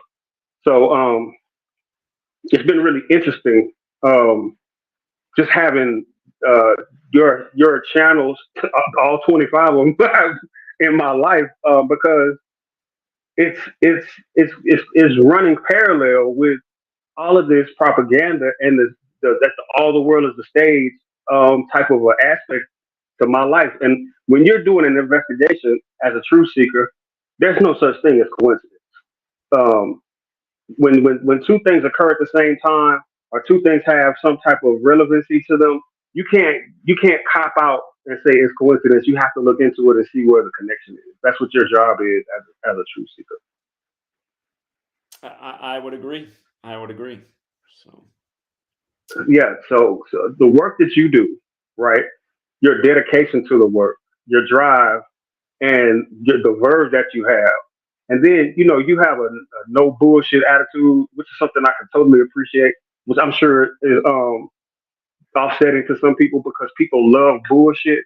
But your drive and your work ethic is to be highly commended, because there's not a lot of people that can be committed to one thing and drive towards a particular goal. That shows a lot of initiative, and this is another reason why I make sure that I'm at least commenting and sharing. I share this. I have a twin sister. I share this with my sister, and she's very interested in what I'm saying and what you're saying. And she'll call me and be like, "I know Zach is gonna have this on the show." I'm like, you know what? He most definitely will. If it's relevant, he's gonna decode it. And I'm not much of a decoder, but I want to learn how to do more. And I also want to, if I'm probably get with somebody in the chat here once I get up and try to figure out how I can get into Patreon and do all this other stuff, because I'm not real high. I don't have a real high acumen for the computer and whatnot, and how to do things, digitally. I'm not up on that to the nth degree like I should be. But definitely enjoy your work, brother. Keep on hitting. I love seeing the baby, the new kid, man. I think you're doing a commendable job, and I salute you. From Houston, Texas. Right now, I'm sitting in DC, but I definitely commend the work that you're doing, my brother. Well, I appreciate you, and I recognize your name. You're definitely a veteran in the chat. Like you said, you've been here since 2018, which is most of the journey. So thank you for sticking around all these years. Man, thank you, my brother. All right, you have a good day. You too, bro. All right, take care. All right, Keith, hop back on. Keith, I'm happy to continue to play that clip. Is it going to get to a part where you're debating, or are you just sharing the knowledge with him? I mean, it gets a little bit into both. That's what I was trying to say to you on the email. Like, if we can just have a conversation, the debate part will unfold by itself. But it gets a little bit more debatey because I start to question, because I know what his ideas are. And I know that the truth is somewhere between the middle of you two. And, you guys are just so used to being the smartest guy in the fucking room that I don't know. Like, there's so much overlap. Maybe I don't know enough about his work, but it isn't ultimately his theory that it's like we're living in a computer simulation? I mean, no, he never says computer simulation, but the word simulation is just used because, for lack of anything better. Like, I don't think we have a word to describe what the fuck we actually live in. Like, he's not able to connect any of this to a group of people other than Jews, right? He likes to blame things on Jews. Yeah, I mean, like in most people's eyes, I don't know if there's a difference between in his eyes between the Jews and the Jesuits, but I think he's afraid to talk about it because he puts he says like tiny hat and things like that to make me think that he doesn't want to talk about that shit. But I bring it up a little bit. I get into more stuff. I'm like, listen, how can X, Y, and Z be this and it not be manipulated? Because he thinks it's all just written in and the numbers are what they are. But okay, we can keep playing the clip and see how this goes. Do you want me to continue playing the clip? So the one problem is so that you understand everybody else. I'm using StreamYard. StreamYard's it didn't used to be this way like 2 years ago. They probably changed it within the last 2 years. They made it so that if you want to play an audio clip, you have to change your audio settings. Otherwise, it's muted and nobody can hear it. But the problem is that when you do that, then if your guest speaks, their voice echoes. And that's why I don't understand that StreamYard ever made this change, because it's not any kind of improvement. It just creates all this stuff that you have to maneuver around. And before, it used to work just fine. So I don't understand why this was ever done. But anyway, I'm going to play. If you need to speak, Keith, you can start speaking. Just don't say a lot, because I'll pause it, and then I got to change it so you're not echoing. So, all right. Here we go. Back to Keith's sharing with Archaics about Gematria. If you had information like, they only let black quarterbacks win that are on Indian tribe teams until the Eagles, the Phoenix event takes them, you know what I mean? Like, there's a whole narrative. There's 3 black quarterbacks that ever won a Super Bowl, all played for Native American teams. Wow. There's a 42 ritual in every one of those games. Doug Williams scores 42 points, throws 4 touchdowns, throws. Hey, now check this out. Okay. I don't really talk about it unless somebody mentions it. But you mentioned OFIS, so I'm going to tell you. The OFIS algorithm is fantastic for only one reason. And a lot of people can't accept this, and I'm cool with that. I'm absolutely cool with the fact that people think I've lost my mind. But I've literally developed an algorithm that measures the events of the construct, and it only works because the construct's fixed. What am I hearing, man? Hold on. It's about the 4th time I muted this mic. I think you got a dog or something. Hold on. Let's see. But yeah, this constructual programming, it is fixed. The backfield programming, it is absolutely fixed, and that's why we can find all these patterns and stuff. And what you're describing to me is just repetitive sequencing. For some reason, there's a repetition in the code that makes those variables all work together. That's why we keep. You don't think that anybody making a decision to only allow black quarterbacks to win a Super Bowl that played for Native American teams? There's only 3 Native American teams in the league. Yeah, I don't think anybody made that decision. I think it's in the programming. I think the only decision maker here is the AI. So I think it's mockery. The black dudes win on the Indian tribe teams. Maybe they were already here. Maybe they weren't. Okay. I see what you're saying. So you're thinking there's somebody effing with them. There's somebody mimicking it here. The JF 1656 days between assassination. Do you think that's being? Nobody's enforcing that to mimic whatever's really going on, or you think that's part of it? I think it's part of the programming, man. Listen, I have this book right here, dude, Chronicon. Have you seen me hold up my Chronicon before? Yeah. Listen, man, I have this book, Chronicon, and the only people that know I'm speaking the truth are those who've read it. But it's huge, and it's full of what you're talking about. I have found so many of these amazing things, like even Vesuvius having earthquakes burping 1,656 days right before it blew up and buried Pompeii and Herculaneum. Listen, this arithmetic is all in the construct, dude, and I do not believe humans have anything to do with this. I believe the AI has all these protocols, and that once you know what you're looking for, they have predictive value. So if we stick to the same 2 or 3 base ciphers for Gematria to get the numeric value, you think it's organic that Timothy McVeigh, Terry Lynn Nichols, the judge, and the DA all have a numeric value of 201? That's crazy. In this construct, which is based off potential. Again, I just want to offer just a tip here. Beyond just the Gematria, bring up how that date, April 19th, is very important to the Jesuit history, just like how they were created 201 months after the 95 Theses was penned, and that was their original mission, was to stop the Protestant Reformation. Again, because the Gematria is one thing, and make sure that you don't give anybody. I know what you were trying to say with the Dame of Traore, but his name doesn't equal 201. It's that he was killed exactly 201 weeks after before George Floyd, and on the 201st day of the year. But again, I think it's really important to show how it's about dates and the Gematria, because again, where's the calendar come from? It comes from the Jesuits. I feel like that's a really cementing piece. But here, let's continue. The potential is governed by arithmetic. If you've ever noticed phenomena, everything in this construct gravitates toward like stuff. Animals attracted to herds. People are attracted to people. Races of people are attracted to races of people. Everything that is similar in the construct has a way of mathematically gravitating to other things that are similar. This is the way it's designed. And Jesuit Georgetown is aware of this, and that's why their motto is 201? Or both? I don't believe they're aware of this. I believe all this part of the programming. Damn, I figured that had to be manipulation on some levels. Listen, there could be manipulation on some level, of course, but when you go into the depth you're going into on these numbers, you're looking at the... And again, since we brought up the Super Bowl, I'd say, oh, they must play for a trophy named after an AI guy. If it's all the AI, they must play for the AI Lombardi Trophy. No, they play for the Vince Lombardi Trophy, a Jesuit who died unexpectedly at Jesuit Georgetown the day before the 70 season began. That's why, and here's the other thing I didn't make a point. Archaics came out of nowhere and his channel grew very fast. Again, It's just like what is his claim to fame? He doesn't have any. He hasn't made any great predictions. There's nothing really useful about anything he's saying. It's AI control. It's just a bunch of bullshit. That's the other sign that he's not legit. And again, just another con man on YouTube, former felon who came out of nowhere, like most of them promote flat Earth. Again, just way too much promotion to Archaic's channel, and it leads you absolutely nowhere. The construct programming, bro. You're not looking at anything of human manufacture. There's a free. Nobody set out to do an assassination 1,656 days after the assassination before that. It happened because it was programmed to happen. It happened in the construct. It's all backfield programming. All those amazing associations between Lincoln. Just stop him and go, oh, so okay. So the AI implemented the calendar, not a Jesuit priest? Somebody's counting. Somebody's counting. And Kennedy, they could not happen in a naturally ordered universe. It would have never happened. The associations go into almost hundreds of variables that are similar. Right. None of this shit can be real, but here we are. Yep. I agree. I got a few songs real quick. If that girl still listens. Black Hole Sun.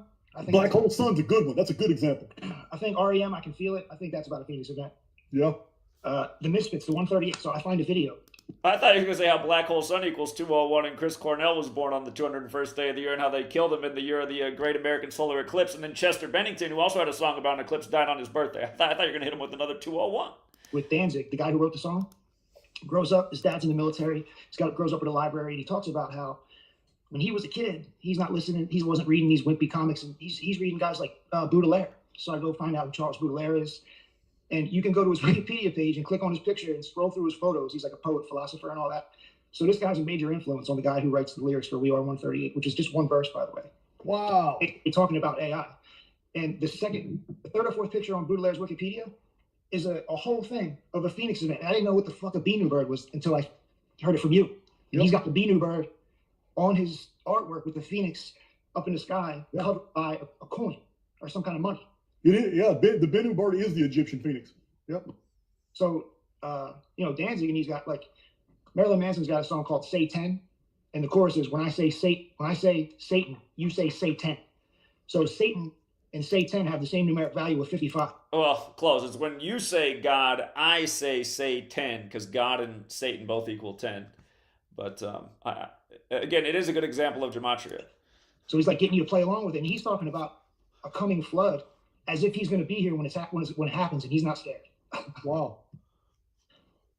Nas and Damian Marley got a song, and one of the verses, who made up words, who made up numbers, what kind of spell is mankind under? And that threw me. Hell yeah. Listen, man, Keith, is that keith.andrews@gmail.com? 23 at the end of my name. Keith.andrews23@gmail. Okay. Listen, man, you're going to get an email from me. We're going to nerd out on some numbers. We're going to do a video on YouTube, man. Let's do it. All right. I'm going to let you go and get to know one. Thanks, man. Nice to talk to you. Yeah, man. Awesome.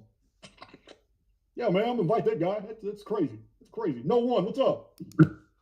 Okay. All right. Well, hey, let me switch the audio back so we can hear you without the echo. I appreciate you going on in there and sharing. Good job. I don't like Archaics, though, and I just see him as a total bullshitter. Oh, hold on. Oh, sorry. Hold on, Andrew. Hold on. Sorry. Your mic was muted. Go ahead. You think that was at least an adult conversation, though? It was, but I just don't like listening to him. I just find him to be totally full of shit. You don't. What do I got? What can I throw in front of you with that would overlap? That would be like, all right, I got to take a look at this shit. He's not going to look at it. He's here to do his mission, to just keep everybody lost. Listen, if I got you fucking with me the next time I go on with him, then you could clean up my shit. You're the guy. I'm not the guy. You're the guy. Oh, well, I mean, we can go on there, and maybe it helps build his audience. I know that he's in his lane, though. Just, again, he's a misleader. He's on YouTube purposely to mislead. And again, his channel was there for 4 years before anybody started listening, man. Like, he didn't just come out of nowhere. He was putting in work for like hundreds of videos before anybody's watching. I wasn't aware of that. It just all of a sudden everybody and their mother was sharing his name in my thing. I'd have like post a video, there'd be like 5 comments, check out Archaic. So it's somehow the same shit where how you say, oh, they're going to be grouping this in with 9/11 and conspiracy theories, and they're going to throw it all into the same bucket. And that's what they've done with him in simulation and whatever the hell else. I just think there's way too many overlaps to, I wouldn't be going out of my way like this if I didn't think it was something. But listen, when you come on there with me, when he reaches back out, because You knew all my mistakes right away. You knew where I should have went when I didn't go there. Like, yeah, I mean, it's just, yeah, we can go on there, I suppose. I It's don't just, even need I don't expect anything out of him. I just see him as a misleader on the tube. Right, but he can tell us things about 1229 BC, 20 like he can tell us things about dates in history. Like I think information like that. I think this finishes your 201 book. Some of the data that we can pull from here, I think it does. So that could be that could be so. And it's also got a software. When does he do it? When does he do his open live streams? I don't follow his channel. Dude, I can't ever catch you guys fucking live at all. I just get lucky. And I seen that dude going at you at like 2 o'clock in the morning, and I was awake, so I was like, "Fuck it." Okay. Okay. Well. Just check that email. Remember my face, so when I hit you up, it's not bullshit. Sure. And if you send me an email, I don't respond. It's not because I'm ignoring you. It's probably because I didn't see it. That's the one trick. No. You have to catch it. But it's crazy, man. Like you guys are harder to get than like when I was in sales, I closed deals with like Fortune 500 places, and I can get a hold of these guys better than I can you. Yeah. All right. Well, hey, thanks for going on there and sharing the information. I appreciate it. By the way, man, I fucking love you for real. And I'm emailing you that night, telling you to fucking quit and hang up on those guys. But I'm glad you didn't. Like, I feel like that's what they wanted. Like, trust me, it was some kind of weird setup because she told me it was going to be a shorter stream that night. She said it would probably go about 3 hours, and I said, okay, that's good. I'd like to get off earlier, and then it went longer than ever. So something was up with that. 6 hours later, shit. 10 hours later. Yo, keep it up. If there's anything I can do, just hit me up. I got tons of everything, man. All right. Appreciate it, Keith. Thank you. All right, thanks, man. All right, take care. All right, what's up? Open up. Yeah, can you hear me all right? Loud and clear. Cool. So going to the topic, what has Gematria done for you? I don't remember when I found your information, but I do remember how I found it. It was through Spiritual Soul. It was when Kevin Samuels died, and I was watching one of Spiritual Soul's videos, and he mentioned you need to learn Gematria, and I'm like, what is that? I never heard of that. And I don't remember the first video I saw from you, but you're the first person that came up when I looked for Gematria. And when I looked through your videos, I was like, similar to the Faz Black guy who called a couple calls ago. I mean, it pretty much just connected all the dots that I was missing, because I've always been, a quote unquote conspiracy theorist. I've always looked into things more than the normal person. One YouTube that I used to watch was what's his name? His name is Forerunner 777. I think he's some Christian guy, and he does a lot of Bible stuff now. But back then, I think this was probably 2010, 2011. Back then, I used to look at videos about subliminal messages in rap videos and music videos and things like that. Those are the type of videos that he would do. And those were interesting to me back then. And I watched those for a while, maybe like a couple years. But after that, things kind of get old when you're looking at conspiracy, right? They mention the same thing. They mention Freemasonry, they mention Illuminati, and then it never really goes anything further than that for most people. So I stopped looking at conspiracy stuff for a while. I always looked at a few things when they came up in the news, but I stopped until that Spiritual Soul video mentioning Gematria. And then when I found you, like I said, it just confirmed everything that I was thinking about, right? It just it made everything make more sense. And I never heard of the Jesuits before I found your channel. So what has Gematria done for me? It's kind of opened my eyes to a wider lens. It has been good and bad. I would say the bad is that, the way people look at you. But I think over the course of my life, as far as the experiences that I've gone through, the jobs that I've worked, I think I've come a long way when it comes to people in general. I've come to dislike people more and more, or the average person more and more, just because, I don't want to talk myself up, but I think that people like us, people in our, in this community have a different way of thinking, which to me, it shouldn't be different. It should just be the logical way of thinking, right? You would think that most people see things with common sense the way that we do, but apparently not. And I think I would attribute that to the programming that goes on. Like, it starts at an early age, and I've noticed like the way things have changed. Even when it comes to like children's cartoons, you could see like what we watched when we were kids is a whole lot different from what it is now. Things were still there back then, a lot more subliminal. But if you look at the things that are shown now in children's television, it's way more blatant. And I think obviously it's by design. You know, it's to get into that subliminal mind. People won't realize it at face value, but the mind is such an intricate part of our bodies that it picks up on things that we don't see for face value if you're not technically looking for it. So I would say the bad is that you know, people kind of alienate themselves from you, but in a way that's good too, because you don't want to associate yourself with people who can't pick up with this information. So I would say overall it's good. I've learned a lot from you. You're probably the best teacher that I've ever had, because we know how the school system is. There's not really any useful information being taught in most schools, most educational systems, even college. I do have, I think, I have a couple bachelors. I have my associates, and still, the information I've learned from you is probably the most useful as far as realizing what's going on in the world today, and also beneficial, you know, monetarily, using the market, using sports. So I do appreciate all that I've learned from you. I think I've been here for maybe it's 4 years now or so. And it's crazy That's because what I had to ask about. Did you learn about the work when Kevin Samuels died or when Kobe Bryant died? no, it was Kevin Samuels. Because Okay. Okay. yeah, Was that already 4 years ago now? something like that. I Okay. don't remember, because I remember when Kobe died, and that was what, 2020, right? I'm not. I can say this, and I could say that I'm ashamed to say this, because I grew up loving Kobe. He was my favorite player. I loved basketball, and I remember the day that he died. It was on that Sunday, and I think I went to church that day. I came back and I heard the news, and I was actually crying when I heard about it. But now looking back, I'm like, damn, I actually cried over that. That's kind of embarrassing, but it just goes to show like how emotionally connected people are to like the sports, to the media, the government, things like that. And it's crazy because now I could never see myself crying over that or even putting any emotion into that.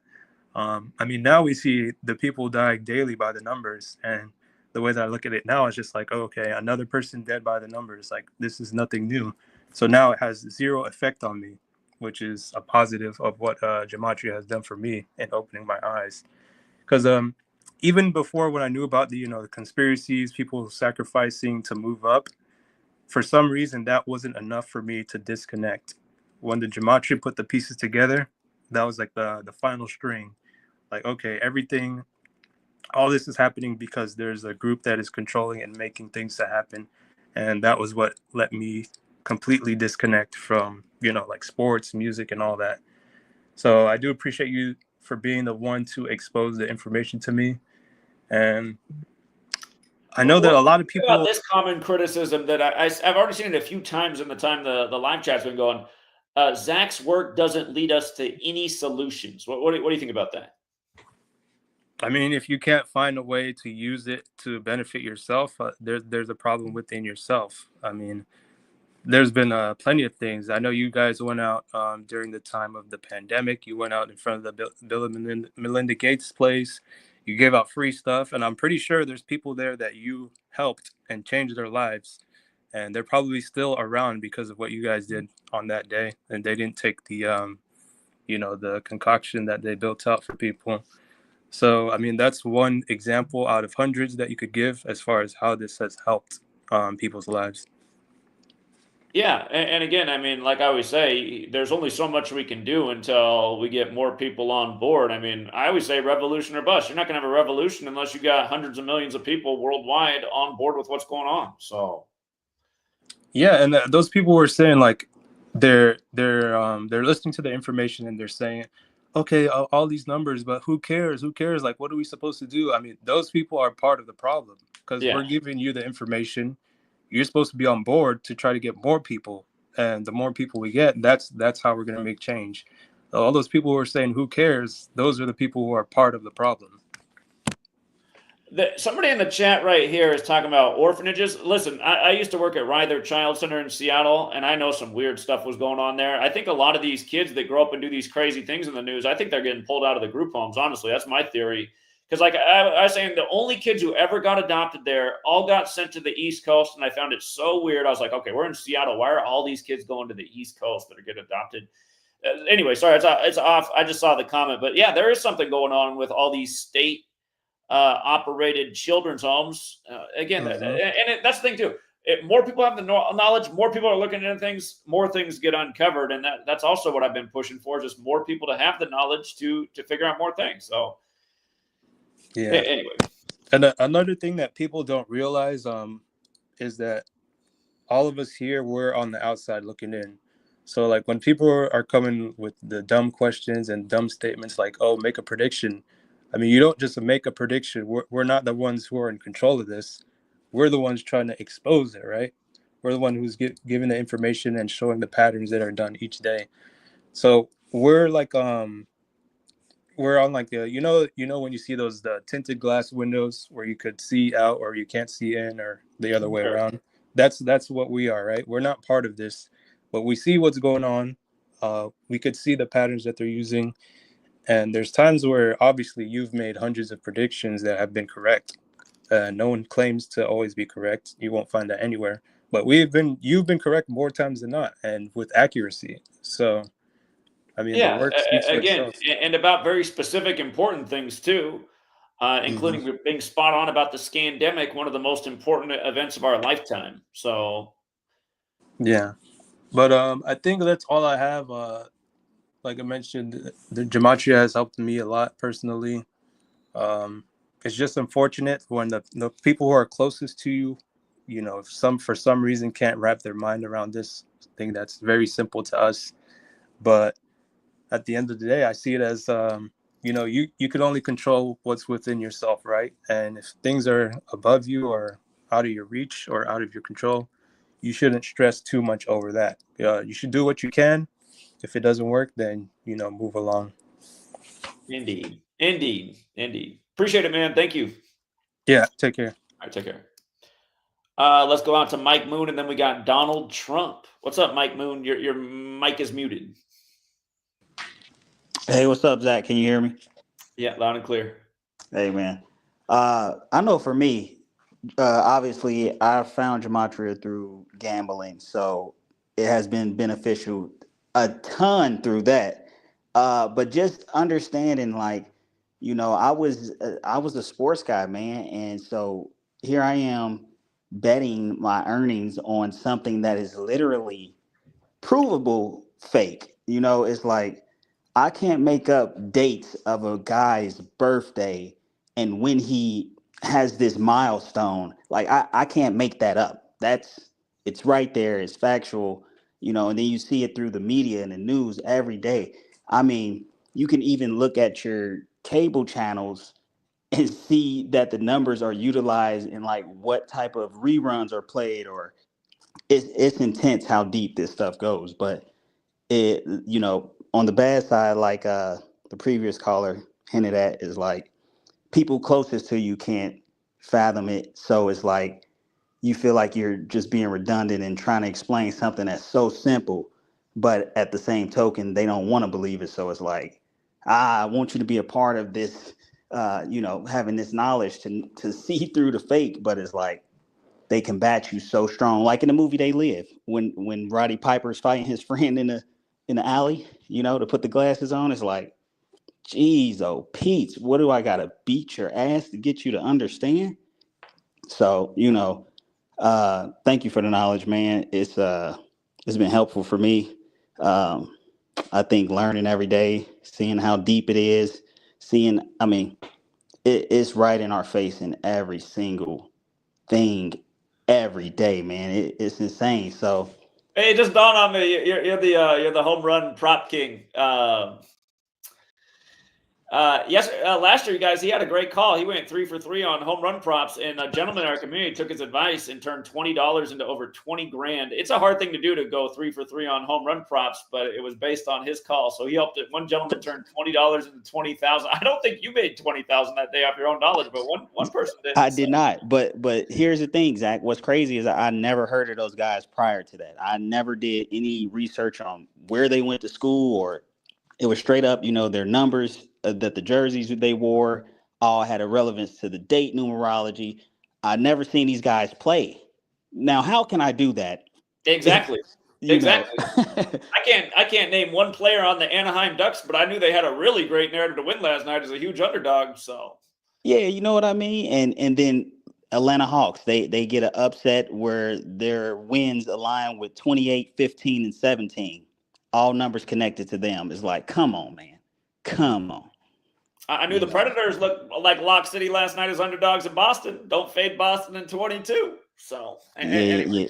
It's insane, man. But yeah, I mean, I think it's at a point where, like, it's so deep. I don't think, I credit you for trying every day, because, me personally, man, I'm at the point where, like, I don't even mention it to people sometimes, because it's just like, I don't want to have to go down that whole spiel of, starting with the history and tying it into right now. And, people make up questions as you're going down the process. And it's just like, what are you talking about? You can make up numbers anywhere. Okay, run Gematria on yourself and your milestones and who died in your life, and see if the dates add up. Because they don't as much as these people, So Indeed. All right, thanks, Zach. I appreciate it, man. I'll talk to you later on, bro. All right, take care, man. Appreciate you. Yeah. All right, we got Donald Trump in the building. What's up, Donald Trump? Hey, Zach, how are you today? Doing great. Wonderful. It's so good to hear from you. It's so good to talk to you. You're a great person. Appreciate that. So, yeah, I just wanted to say I'm really appreciative of your work. This world runs on numbers and patterns and codes. It's not just random. I could tell you that from experience. I could tell you 88 reasons why this world is scripted as shit. I believe it. Absolutely. Absolutely. They're very, very powerful, very important. Best minds in the world, the greatest civilizations, they understand this. The Hebrew scholars, great people, wonderful people. The Masons, the old world elites, it's all coded. They understand it. I understand it. You understand it. You know what I mean? 100%. Well, Zach, I just want to tell you thank you so much. I'd like to become a regular on your show. Secret Service is pressuring me to talk to you more. So I'm going to call more and more often to talk to you and your wonderful audience. And we're trying to wake the world up. I know you're trying to wake the world up. We're all doing it.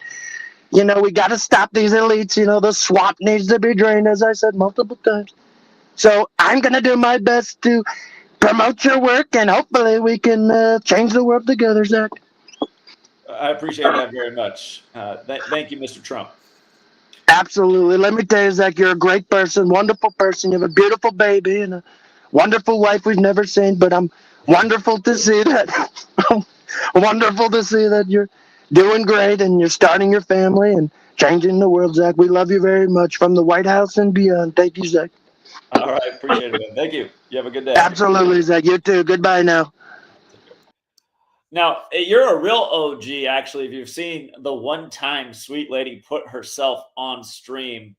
However, she was wearing a big old fat pair of sunglasses. I know it was when we were living at our Yakima house. I found it really bizarre that she did that. I was like, she must be in some kind of mood today. But I was streaming like this, and she got her little head in here, but she had her sunglasses on, so you could only see so much of her face. And I thought, she has never done that before. But that was a one in a, well, I don't know how many videos I made. That's a 1 in 20,000. So,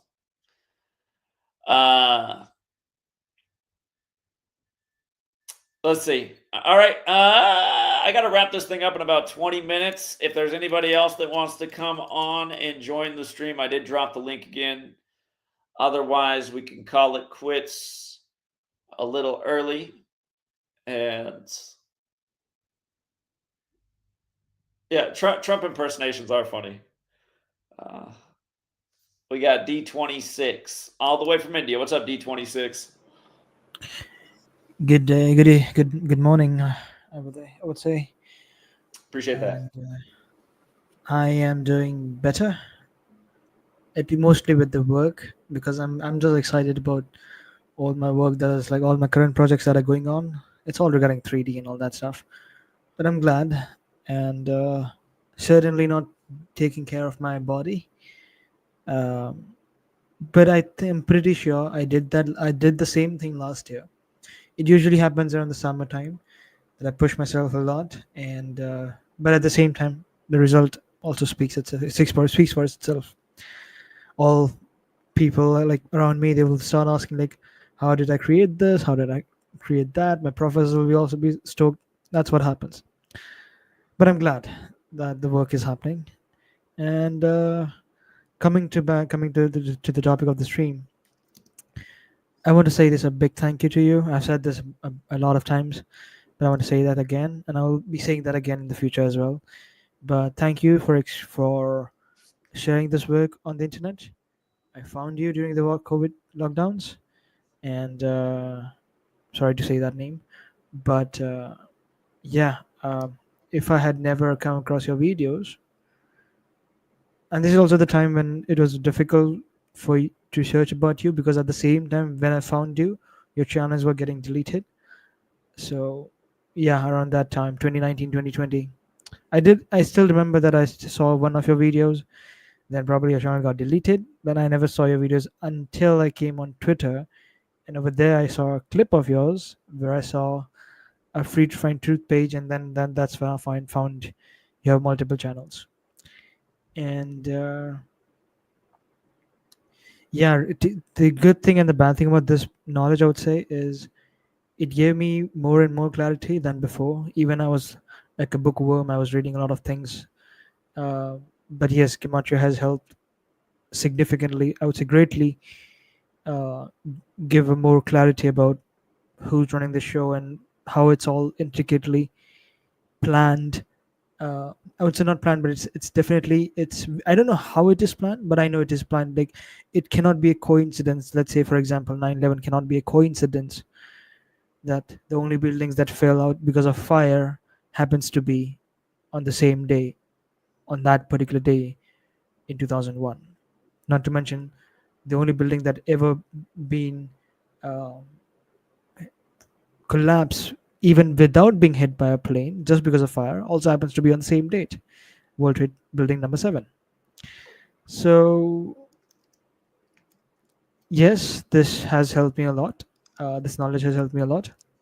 At the same time, the bad thing is it also made me a lot lonely because it's more difficult to connect with people when you know all these things. And as the previous caller before Mr. Trump appeared on the show, who said, who made the Roddy Piper reference of They Live, it more and more, I would say, after knowing this knowledge, it's become more relatable to the character of that movie. I think most people would agree to this, or most people would relate to this, that they all feel like the lead character from They Live. And but yeah, all my gratitude towards you, and I'm grateful that I found you on the internet. Well, I appreciate D26. I'm glad you found it too because you made Just a some minute, I need great to change my contributions. settings because suddenly my my earphones got disconnected. Just hold on, there's some technical issues. Again, well, he's figuring that out. If you guys have not checked out his channel, he has a really great video on 9/11 that everybody should check out. And remember, the Empire State Building got smashed by a plane, and it didn't come crumbling down into a pile of dust. And by the way, when that happened to the Empire State Building, it was on the 209th day of the year. That was way back in 45 to remind you how long they've been doing this kind of stuff for. But D26, did you get it figured out? Yeah, I just changed the settings to the external speakers of my laptop. So yeah, I can hear you. Okay. So, was there Yeah, anything you were else you saying want to something? share? Or should we let the next man on? Did you want to say? Did you say something while I was out? Well, I was telling people they should check out your channel. That's what I was saying. Oh yeah, I know people. I still get comments, to be honest. Every once in a month or once in 2 months, I get comments when I'm making a new video. I will say this now. I've tried. I know I've been saying that I'll make a new video, but honestly, guys, it's difficult given my life outside YouTube. So if I will say this honestly, if and ever I get the time, I get the resources. Uh, Mostly my resources is just like time. I don't need anything else other than time. If I can manage, if it's possible, if the topic is also worth sharing about that, I think I will. As long as my identity is also uh, discreet. All right, D26. Well, I appreciate it. And if you do find the time, we always appreciate your contributions. But I hope you have a great rest of your day. Or is it evening time over there? It's 1 a.m. over here. Yeah, I'm just okay. So about to wrap days it up. ahead of you. Get some rest then. Yeah, I hope you get some rest. Yeah, I have a meeting tomorrow, so I'm gonna sleep early, just like in half an hour. All right. Always good to hear Yeah. from you. You take Yeah. care. Thank you. Have a good day. Bye. All right. What's up, Eloy? Hey, what's up, Zach? Just kind of wanted to talk about, the topic that you're discussing tonight, today. And honestly, what this work has done to me, like obviously a lot of people, it's kind of opened, obviously, our eyes to the world around us and everything that kind of goes on. But one of the main things too is, yeah, it gives you this lens to see through all the fakery that goes on in this world, and it allows you to separate yourself from all that happens and kind of give you a better perspective on everything, and yeah, there are some pros and cons to a lot of things, but I feel like in life that's just how it is with everything, there's pros and cons to everything no matter what it is. The cons of the work, obviously you're going to have people who rebel against this no matter what, they're already stuck in their programming. But then again, there are people who do fight to release themselves from that. I've seen people who were far gone, not don't have any type of critical thinking, any type of logic that they could use to help themselves. And I've seen them, you know, kind of just pretty much recognize what's happening in this world, and kind of think, about how they can kind of separate themselves. But other than that, man, I think the work itself, we could say all we want about the work, bad or good. But at the end of the day, Zach, the work speaks for itself, man, because there's no other work that I know that people are publishing or, focusing on that has brought people from all all parts of the planet. Like D26 is a perfect example. I first started, watching your work back in 2020, right when literally COVID hit.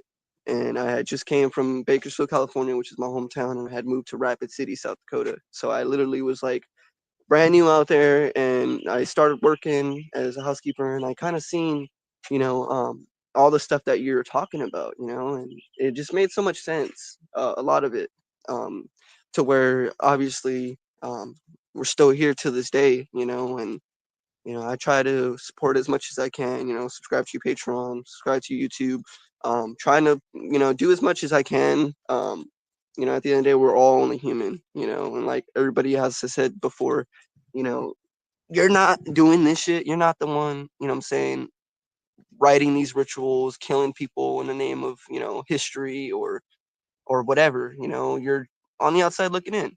And that's what a lot of people don't realize. And it kind of just makes them look like jackasses when they try to make it seem like you're not doing what you should with this work. You're the only one I've known that spent countless hours of your personal life, trying to wake up masses that majority of them don't care, and it's sad, but at the end of the day, you're at least, you've done what you could while with the time that you had, and just know that there are people, I want to say I'm OG because I mean that one dude that called around like what 2018, he's been here So I am not that long, but I did join 2020. I would like to say I'm almost a veteran, maybe a sergeant.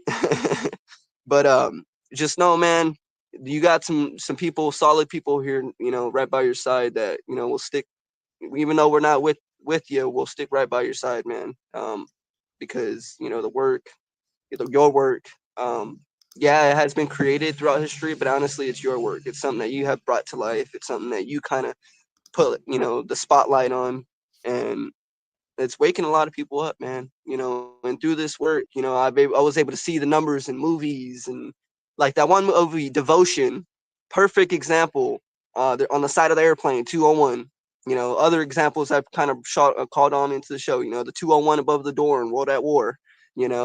They're just countless evidence. And and to deny it would be, honestly, I don't know. There's not words to describe, people who deny this work, because, there's no saving them almost. But other than that, dude, I just want to say, keep doing your shit, man, because at the end of the day, you know, no one, ever has stopped you from doing what you needed to do. No matter, house, cars going through your house, your neighbors robbing you, like nothing has stopped you. So there's nothing that should stop you now, besides, your family. Obviously, I, like I said before, I just became a dad this year, and it takes a lot of time, out of your life, and it's well worth it, because at the end of the day, you got a little image, you got a little you. Indeed. Yeah, indeed. It is very time consuming being a parent. So we'll see. At the end of the month, And Sweet Lady goes back to it work. just sucks because, So it'll be me with the little best one people. during the day. So yeah, I'll probably have less time here pretty soon. We'll see. And that's what's, and it's gonna be sad, no, because I love, when world events happen, and I can just go to your page and just, you already got the decode, like homeboy said, you're already on it, so it's like, I hope that doesn't affect, obviously that, and you being, I'm sure you'll cover, all the main headlines and all that, if you can. But it does, you being gone is definitely noticed, man. And I feel like, the Gematria community, we all look forward to your work every day. If it's a YouTube channel, man, I'm like, damn, Zach just posted, you got to throw everything to the side, and just watch it real quick. And that's what I don't understand. A lot of people is just, they can't take just a couple minutes, that's all it takes, a couple minutes and a little bit of logical thinking. But I'll let you go. I know you said you're going to wrap it up here soon. Like I said, I mean, since I've had my son, it's been hectic, man, but I try to stay as involved as I can, in the community. Well, thank you, Eloy. I appreciate it. You Yeah, have a no good day, problem, friend. man. All You right, take too, bro. care. All right, we got Chandler, and then we got Jared Bailey versus the world. What's up, Chandler? Oh yeah, can you hear me? Loud and clear. Oh, nice.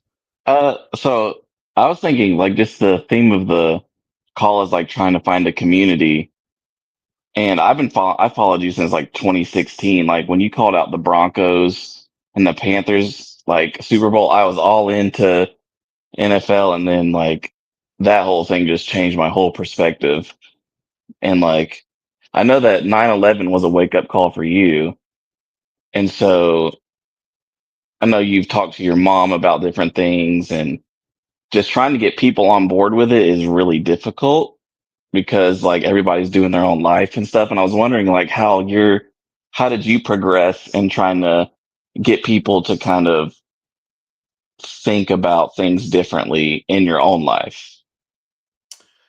Well, honestly, I don't know. I've been super successful with people in my own life. My dad came around because of the Broncos thing because he thought I was out of my mind. He thought Peyton Manning had no chance at the Super Bowl that year.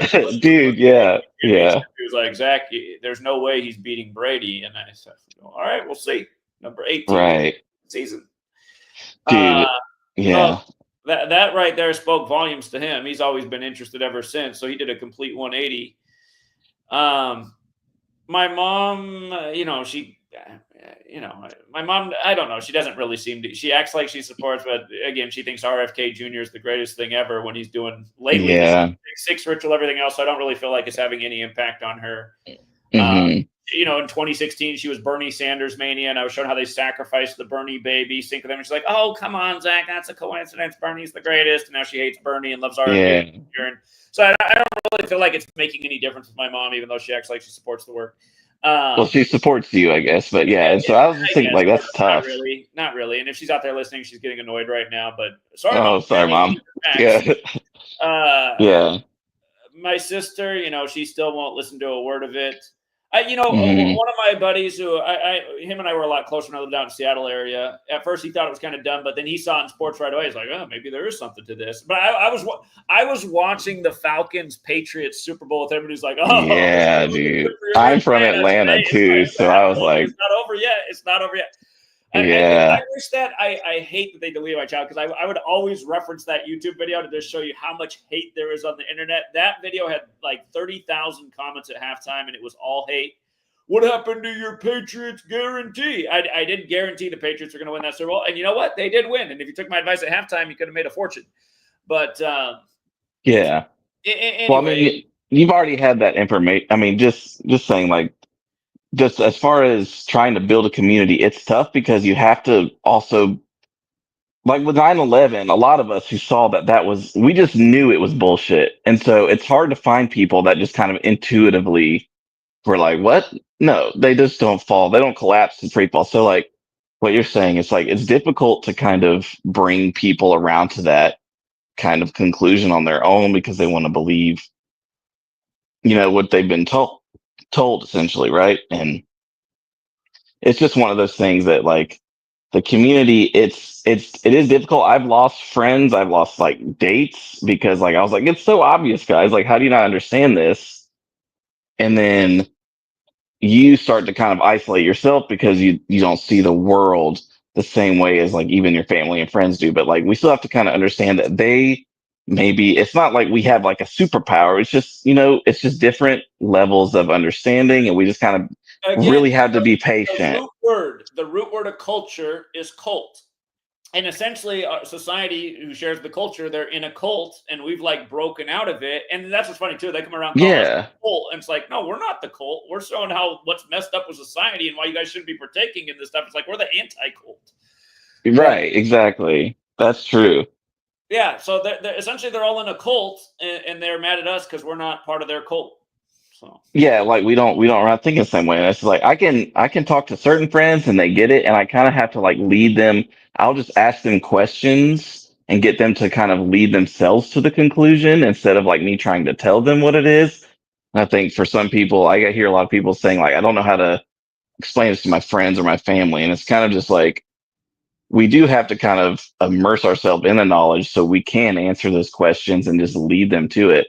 Like, I bought your book. I had it to where I did I don't remember what the company was, but I had to print it. I got paperback, like hard copy. So like, I understand what you've been saying and how listening to everyone, how difficult it is to try to explain to just the common kind of layman terms in person, how difficult it can be.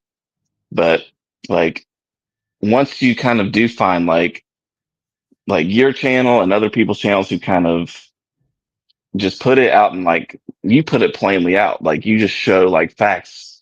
You don't really try to steer people a certain way. You're just like, hey, this is what's happening. Do with it what you will, but it's been on point for a long time. Yeah. And so it's just hard to kind of from the beginning. I know the first video I put out was a prediction, and it landed. We've been on point about what we're saying. That's what I'm saying, dude. You've had like 30 something channels, and I've been trying to follow you. It's hard as fuck because you make a new one, and I'm like, all right. I mean, like, it was since 2016. I saw you, dude. I swear, at first I thought you were crazy, and then I kept watching, and then I was like, this stuff is not a coincidence. Like, there's no way. And then I actually just started like actually listening and trying to learn what you were saying. And I think that's a problem too, is that most people, I mean, I have the time to do it and the interest, but some people just don't. They got jobs, whatever. But like, I started actually listening. I was like, dude, there's no way this is coincidence. It's impossible. it really is impossible for it to be coincidence the way it happens every day. I mean, if this was just some random thing, I wouldn't be able to get on here every day and just show No, very simple things to understand about why this is in the news today, why this is in the news right. today. It's And just I actually challenge people, try to make it up. Try to make everything match with numbers, with right. names, dates, the subject of the matter. Like you could try to make all the numbers match, and it's like you would drive yourself crazy. Right. It's improbable that they like. And again, some people, I feel like the critics just aren't fair. Somebody saw my video yesterday on the BlackRock thing and said I was just connecting random things. Like, what's random about this? What was the No, dam dude, especially with not like, by the U.S. in '77? Have we not been talking about this yeah. forever? Am I not showing every day how all of this stuff goes back to the Jesuits in the church? I mean, It's impossible for you to be able to make like you'd be the most brilliant. You'd be Einstein as far as making up fantasy if you could do this. Like it's impossible, and just everything with even like because I mean I grew up in the South, so racism was but like everything you said with like 42, 44, all these numbers, and like I grew up in Georgia, and so like just all of that. There's no way, and Motown Records, all that kind of stuff. I'm like, nah, they can still be racist and play their games, but this gematria stuff is on another. There's no way that you can, and then even going further down the rabbit hole with how they have technology before us. I don't know if there's some kind of AI helping them plan this out too, or like, because I mean, it is pretty intricate with NBA, with all the sports, like if you can decode all this stuff. So there's like this vast network that maybe it's not helped with computers or it's just been around this long that they've got it down to a T. But it's just trying to figure that stuff out. But I have any doubt now. well, Chandler, I appreciate it. I gotta let one more person on, and then I do have to get off because I have to be somewhere else. But Oh thank you. yeah. Appreciate Yeah, it, no man. worries. Yeah. Good day. Thank you. Mhm. All right, Jared, he was out pounding pavement with us in Buffalo. Time flies. What's up, Jared? How's it going? How you doing, man? Well, I just want the downside would be probably that, you feel alienated from people. It's tough to have conversations. You're pretty much perpetually on another level as everybody else, and people are going to think you're crazy or having a nervous breakdown, like 2019 when we all knew that something was coming in 2020, you know what I mean? Like even that, like my mom, came over and checked. She never came over and checked up on me, and there was a portion of my life I was, struggled with drug addiction and stuff. She never came and checked up on me, but all of a sudden she wanted to come and check up on me. You know what I mean? She thought I Isn't was it losing funny? my mind. Yeah, it just like that reminds. So my sister was begging my mom to have me committed when I started sharing about this information. I'm like, okay, I'm sharing some really logical stuff. Like to act like I'm insane. It's these people who are insane. And again, fast forward, my sister now has health problems because she went out and followed all the lies on TV about getting every shot and every booster. It's like you're actually the insane one that you cannot see through the fact you're being lied to every day. You love Well, George Stephanopoulos more than you love your own family. Oh, look at the news the other year on Christmas. Oh, George Stephanopoulos, producer, just drops dead on Christmas. I'm sure that was just anyway. Go ahead, Jared. and of course, well, it's the same thing. A lot of them went out and got it, and they told everybody not to tell me because, from the get go, I was saying don't buy into this. Don't. And every single one that did had health problems. Some of them more serious than others. You know what I mean? And and that's one way. Just kind of see what's coming, see what they're pushing. And uh, I just lost what I was going to say. And then not being so emotionally invested in things too. And I think the perfect example of that was when Joe Biden was elected. I knew so many people that were so just so upbeat, totally invested in the Trump thing. What's funny too that I've been thinking about is, it's funny how we were saying that, oh yeah, it's rigged for Biden, it's rigged for Biden. Then that kind of became the actual narrative that they were pushing. That it was, yeah, I don't even know, but I know so many people that were just so, because you saw Trump signs everywhere. There was no Joe Biden signs. You know what I mean? There's no way.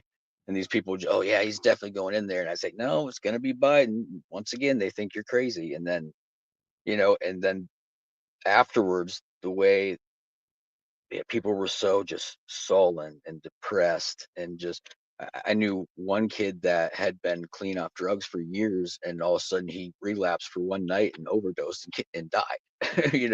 Maybe that's an extreme example, but like I just noticed that, just the way they get people so sucked into these things. There's, and then to see another thing I've noticed recently is that event 201 just happened to be exactly 47 years after they launched the Clean Water Act. You know what I mean? I haven't looked more into that, but I find that interesting. Because that was on 10/18. I can't The remember the Clean year. Water Act was on October 18th. Yeah. See, I find that interesting because that's the day leaving 74 days left in the year. And in 74, the movie came out about white supremacists putting poison in in the water supply in black neighborhoods. And then Flint has the 74 Gematria, and Obama did his whole ritual with Flint, which is a predominantly black area. And I didn't know that about the Clean Water Act. I got to look at that. And then they put out that ridiculous movie saying that they had all the snake blood in the water. Yeah, what was it? Watch the water, right? Watch the water, yeah. And if poison water happens to be the same numbers as coronavirus as well, but but there's all kinds of little things like that. You learn so much more about the language. You learn so much. You see the connections between things that you would have never thought of, and there's after having my mind blown for these last few years, it's there's not much that people can talk about to find interesting anymore. There's feels like nobody's saying anything whatsoever. But absolutely. Yeah. Anyway, it's about my bedtime, so I'm gonna get off. All right, get some rest, Jared. You take care, man. Have a good one. I see it. All right, we got Trey, and then we're out of here. What's up, Trey? Hey, Zach, how's it going, man? It's going all right. Good, good. I was wanting to share like what you've done for me, pretty much. Not specific. I mean, yeah, not really specifically Gematria itself, but I mean that's what you use to make all. You utilize to make a lot of your connections and whatnot. So, but generally, I just feel like you've helped me a lot because I was already, before I found you, I was already in this realm of stuff. Doing my own research, looking into secret societies, and my number one forte is the law. And I started to realize how they were doing us bad with these laws, and how Roman it was, and all these goddesses and stuff that they use. Like for instance, Lady Justice is Themis, right? Justitia, a Roman pagan goddess, a personification of law. And so, anyway, that in short, because I got to be quick because I'm on lunch at work, but looking into all that stuff, it got me really seeing more into that saying, as you always point out, all roads lead to Rome. And that's really how I kind of found you, man. It's like searching for people who kind of have pieced that together and looking for somebody with more perspective and insight on the same thing I was kind of thinking and what I figured out through the laws. And what you helped me to realize was, Gematria and the Jesuits and, this general stuff like that. But the way I like to put it, especially when I tell people the same kind of story when I try to get to introduce them to you, that little piece, I don't know what it's called, but it's like, it's a whole bunch of dots on a piece of paper, right? And they're all numbered. And you got to draw a line to each numbered dot. And at the end of drawing all the lines together, you drew a picture. And I feel like that's kind of what you did for me. I kind of had all the dots on the paper, but I didn't have them numbered or obviously the lines connected. And I feel like you definitely helped me do that. And I feel like I probably probably never would have figured it out on my own. If I would have, it would have took years, years. Because I mean, I was pretty much on point. Like, and that's what really drew me to you too. Because like everything you would say, I'm like, yes, yes, like yes, this is what I've been looking at. Like, and then you expand even larger into it. So yeah, I just wanted to put that out there, man. I appreciate you and what you're doing, and wanted to give you some insight on how you helped me personally. So Well, I appreciate you, Trey. Thank you. yes, sir. All right, take All care. right. Yep, we do. Trey's on an RPM. Trey wants to hop on. RPM Trey, I dropped the link. Obama, he talked about the water crisis in Flint on May 4th. And if you never saw that, suppose they fixed the water. And he's like, look, they fixed the water. Watch me take a drink of this. And all he does is pour the glass like up against a closed mouth and wets his lips. Like, come on, man. Come on, the mockery. But again, just addressing the water crisis on 5-4. We know who that 54 is big with, the Jesuits. It was 92 days from his birthday when he did that. 92 days. His phrase was, can I get some water? I mean, you can even see it emphasized in the NBC News. Can I get some water? 92 days before the birthday. You know what I mean? It was synced with his 55th birthday. Don't forget, he was on September 27th, the Jesuit anniversary of being recognized by Rome. It was 54 days after. Every year, September 27th is 54 days after Obama's birthday. But that year, he was at Agenda 2030 as the speaker on that day, 54 days from his 54th birthday, and then this thing came later. The Flint drinking water contamination began April of 2014. From that day to Obama showing up to address was 740 days later. The movie 3 The Hard Way is about white supremacists putting poison in black people's water supply. So 740 has the 7-4 sequence in it, obviously. 3 The Hard Way, 74 like Flint, like how that movie came out in 74. I didn't realize that the Clean Water Act happened on October 18th. Again, that's the day leaving 74 days left in the year. October 18th is 1018, like Satan comes to earth in a bolt of lightning. In Luke 10:18, Barak means lightning. And again, that ritual he did was synced with his 55th birthday, where lightning and Satan both equal 55. You got the 201. You got the 201 clip here. I wasn't even on the 201 thing when I did this post, so that went over my head at the time. But yeah, again, it's always been those damn Jesuits. All right, we got RPM Trainer. What's up, RPM Trey? What's up, Zach? Hey, man, I know you said that you were, trying to get up out of there because you got someplace to be, but I'm always compelled to try to express to people how it's not that hard to accept Gematria for what it is, because I would expect nothing less from someone trying to control the world, but to be this encompassing, this deep in the shadows, to the degree that we didn't learn about this shit in school, this stuff in school.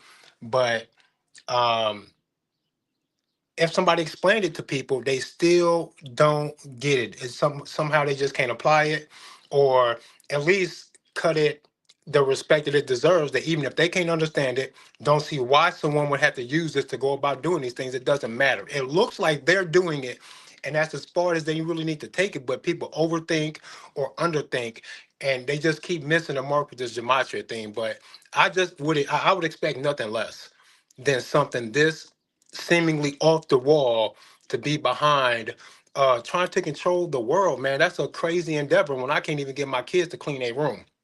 Sure. They are controlling the world, and if they're going to do that successfully like they appear to be doing, they better be sneaky everywhere, weird to the average person, hiding behind something that even if you explain it to people, they're not going to understand it or get it or believe it. It just goes over so many people's head. But when I first heard your work, I was like, there's no fucking way that this isn't the truth. Excuse my language. There's no way that this isn't the truth. They would have to be doing something that wild, that ritualistic to get over on us. It just makes so much sense. And so much of the world, even in the human history of the planet, we see the human sacrificing from the ancient Aztec and Inca cultures. Like we hear and see all of this stuff, and we're thinking, how could anybody voluntarily give themselves to that? Um, Not want to throw rocks at the throne to stop whoever's in control, all this stuff. It all seemed weird to me personally as a kid listening to these ancient cultures and how like violent and giving they were to authority, but that's because the authority stood in a position where they either knew or pretended to know something that the average person could not understand or couldn't be trusted to wield that power in. But knowledge really is power, and what they know about everything that they have behind what it is that they're doing, what hiding the history from us, creating the calendar, the heliocentric model, all of these different things that they did to establish this control over the world. I'm just not surprised. How people are surprised by gematria, it blows my mind.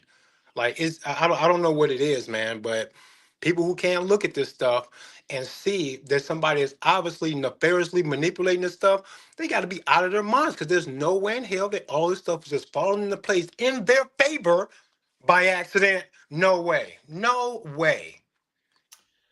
I completely agree. And again, there's a logic to it. Again, it's no secret that this nation was founded by a lot of people in secret societies, largely Masons.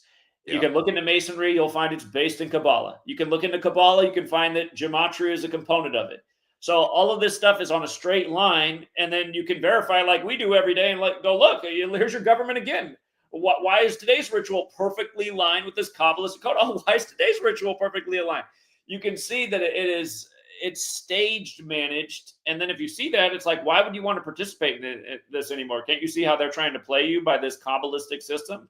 They're keeping Yeah. you making false choices. You think you're making some choice here by voting for this president, this rigged selection that's already predetermined, choosing this political party, which at the end of the day is no different than the other one, other than the rhetoric. Yeah. We're trying to help people get out of the trap and make a better world, and these people want to sit there and protect their their slave owners essentially. So Yeah, I'm always hoping that people who have not heard of gematria can at least allow something on the surface that keeps giving away their plot and their plan anyway, for that to break the trust that they have for government enough that when they hear gematria, that gematria becomes an underhand pitch to them because they know that it's got to be something going on and it's got to be something that they can't see completely. And gematria is just the icing on the cake, man. The sprinkles on your fucking donut. Like, how do you already not know that something is wrong? When you hear gematria, I instantly went, of course, this is what they're doing. It has to be something like this, you know. And when you talk about voting and stuff, I knew voting was a crappy deal. I've never voted a day in my life. I'm 44 years old. They could never get me to do that because I always knew, man, that by some way or another, they're going to get what they want. Because it looked like the same person been running this damn country for 100 years. It's all moving in like one direction if you pay attention to it. It all seems to be progressing towards one direction. But how, when all of these different, seemingly different individuals keep getting into these offices, none of them come from really poor families, but they told me as a poor kid, maybe I can be president one day. They lied, bro. There's no way that was ever going to happen for me or you. Impossible. When I know that the vote is full of crap and then I see the gematria, I go, that's how they would organize something that I already knew before I got here was full of crap. I knew that it was. When I heard the gematria, I said, yeah, that's how they would do that because I already know they're lying. People know that they lying and still look at gematria and go, oh, but not like that. That's exactly how they're doing it. Where else are these numbers coming from that it keeps aligning in their favor when you already know that they're reaching to get their favor? and they're not just lying too. I mean, they're literally murdering, and they're literally making songs about how they murder by this code. They're making movies about it. They're making TV shows about it. You got Amazon streaming. Watch Agatha Christie, the ABC Murders. That's based on a book. Watch Murder by Numbers, the movie. Listen to the song Murder by Numbers. Listen to Gematria, the Killing Name. There's other references to it. Yeah. Again, and look at Sylvester Turner. Again, yesterday the big theatrics is between Trump and the Houston politician, and now the Houston mayor's dead the next day and is dead at 70. And for nobody, well, he's 70. That's pretty old. The guy just ran for federal office and just took office at the start of the year. Do you think thought he was anywhere near his deathbed? Again, dead 61 days after taking office, the 18th prime when he's representing the 18th district. Again, I mean, the ritualism is obvious. It's people choosing not to see it, and those people are part of the problem. It's super obvious to me, and all I ever ask is that if things are going to be falling apart on their watch, somehow they just can't gain control over everything, but politically they say that they are the ones that should be in control. But it all falls apart. It all gets super weird and broken on their watch, and they never get held accountable for that. But the simple fact that um, what it is that they want that they already broadcast seems to always turn out through some mysterious, oh, there's the plane crash. Oh, it's like, man, that's what you needed to get what you already said that you wanted. I can see them, bro. Like people that can't see them is just, I don't know. It's blowing my mind, bro. And Gematria just fits right in so smoothly that all I ask is that things not look so weird by the numbers so that maybe I can go, I don't know. But every single damn time it keeps going. It keeps going. It never fails. That's how I know this has got to be it, man. This is it, man. This is what they're doing. That's the way I see it too. And I didn't know that that was the case. I had to look into it. I had to put in work to figure out if this was it. I was looking for the answers with what I saw with the number rituals in the news every day. I said, there's something about the numbers, man. I got to figure out what this is. It's so spooky. It still gives me chills when I look at it and I say, "Yup, there it goes again, man. It doesn't fail. It just doesn't fail." Like fuck, I want the numbers to just not do that sometimes, but everything, every time, dude. Like it's frustrating. I don't know. This is crazy, man. Blows my mind. Indeed. Indeed. Well, Trey, I appreciate you. Yeah. I know you're working on some big plans. I'm looking forward to hearing those announcements. So Yeah. I've been told to not to not blow my load, telling everybody every little thing. That when I sure. make some real good milestones, then I can tell people. Otherwise, chill out, hold the energy inside so that it becomes fuel for me to be more productive. This is what I've been told, and it makes sense, man. So I'm just gonna wait a little. All right. All right. It's going to happen, Trey. I appreciate you, man. Thank you. Yeah, thank you, man. All right. Take care. Yeah. And then Kayla says, so many people think gematria is some kind of sorcery or witchcraft since their grandparents never told them about it. Well, in a sense, it is, right? It is like sorcery and witchcraft from the cabal. But the problem is people think like us exposing it, then we become the witches or the sorcerers. And it's like, now we're confusing the two things. Exposing it is not the same as performing the ritual. Exposing the ritual is the opposite. And if people are under a spell from some group of witches, that spell's only going to be broken when people understand it and are aware of it. At least that's how I see it. So all right. I do have to get off. I went overtime. And until next time, True Seeker, have a good rest of your day.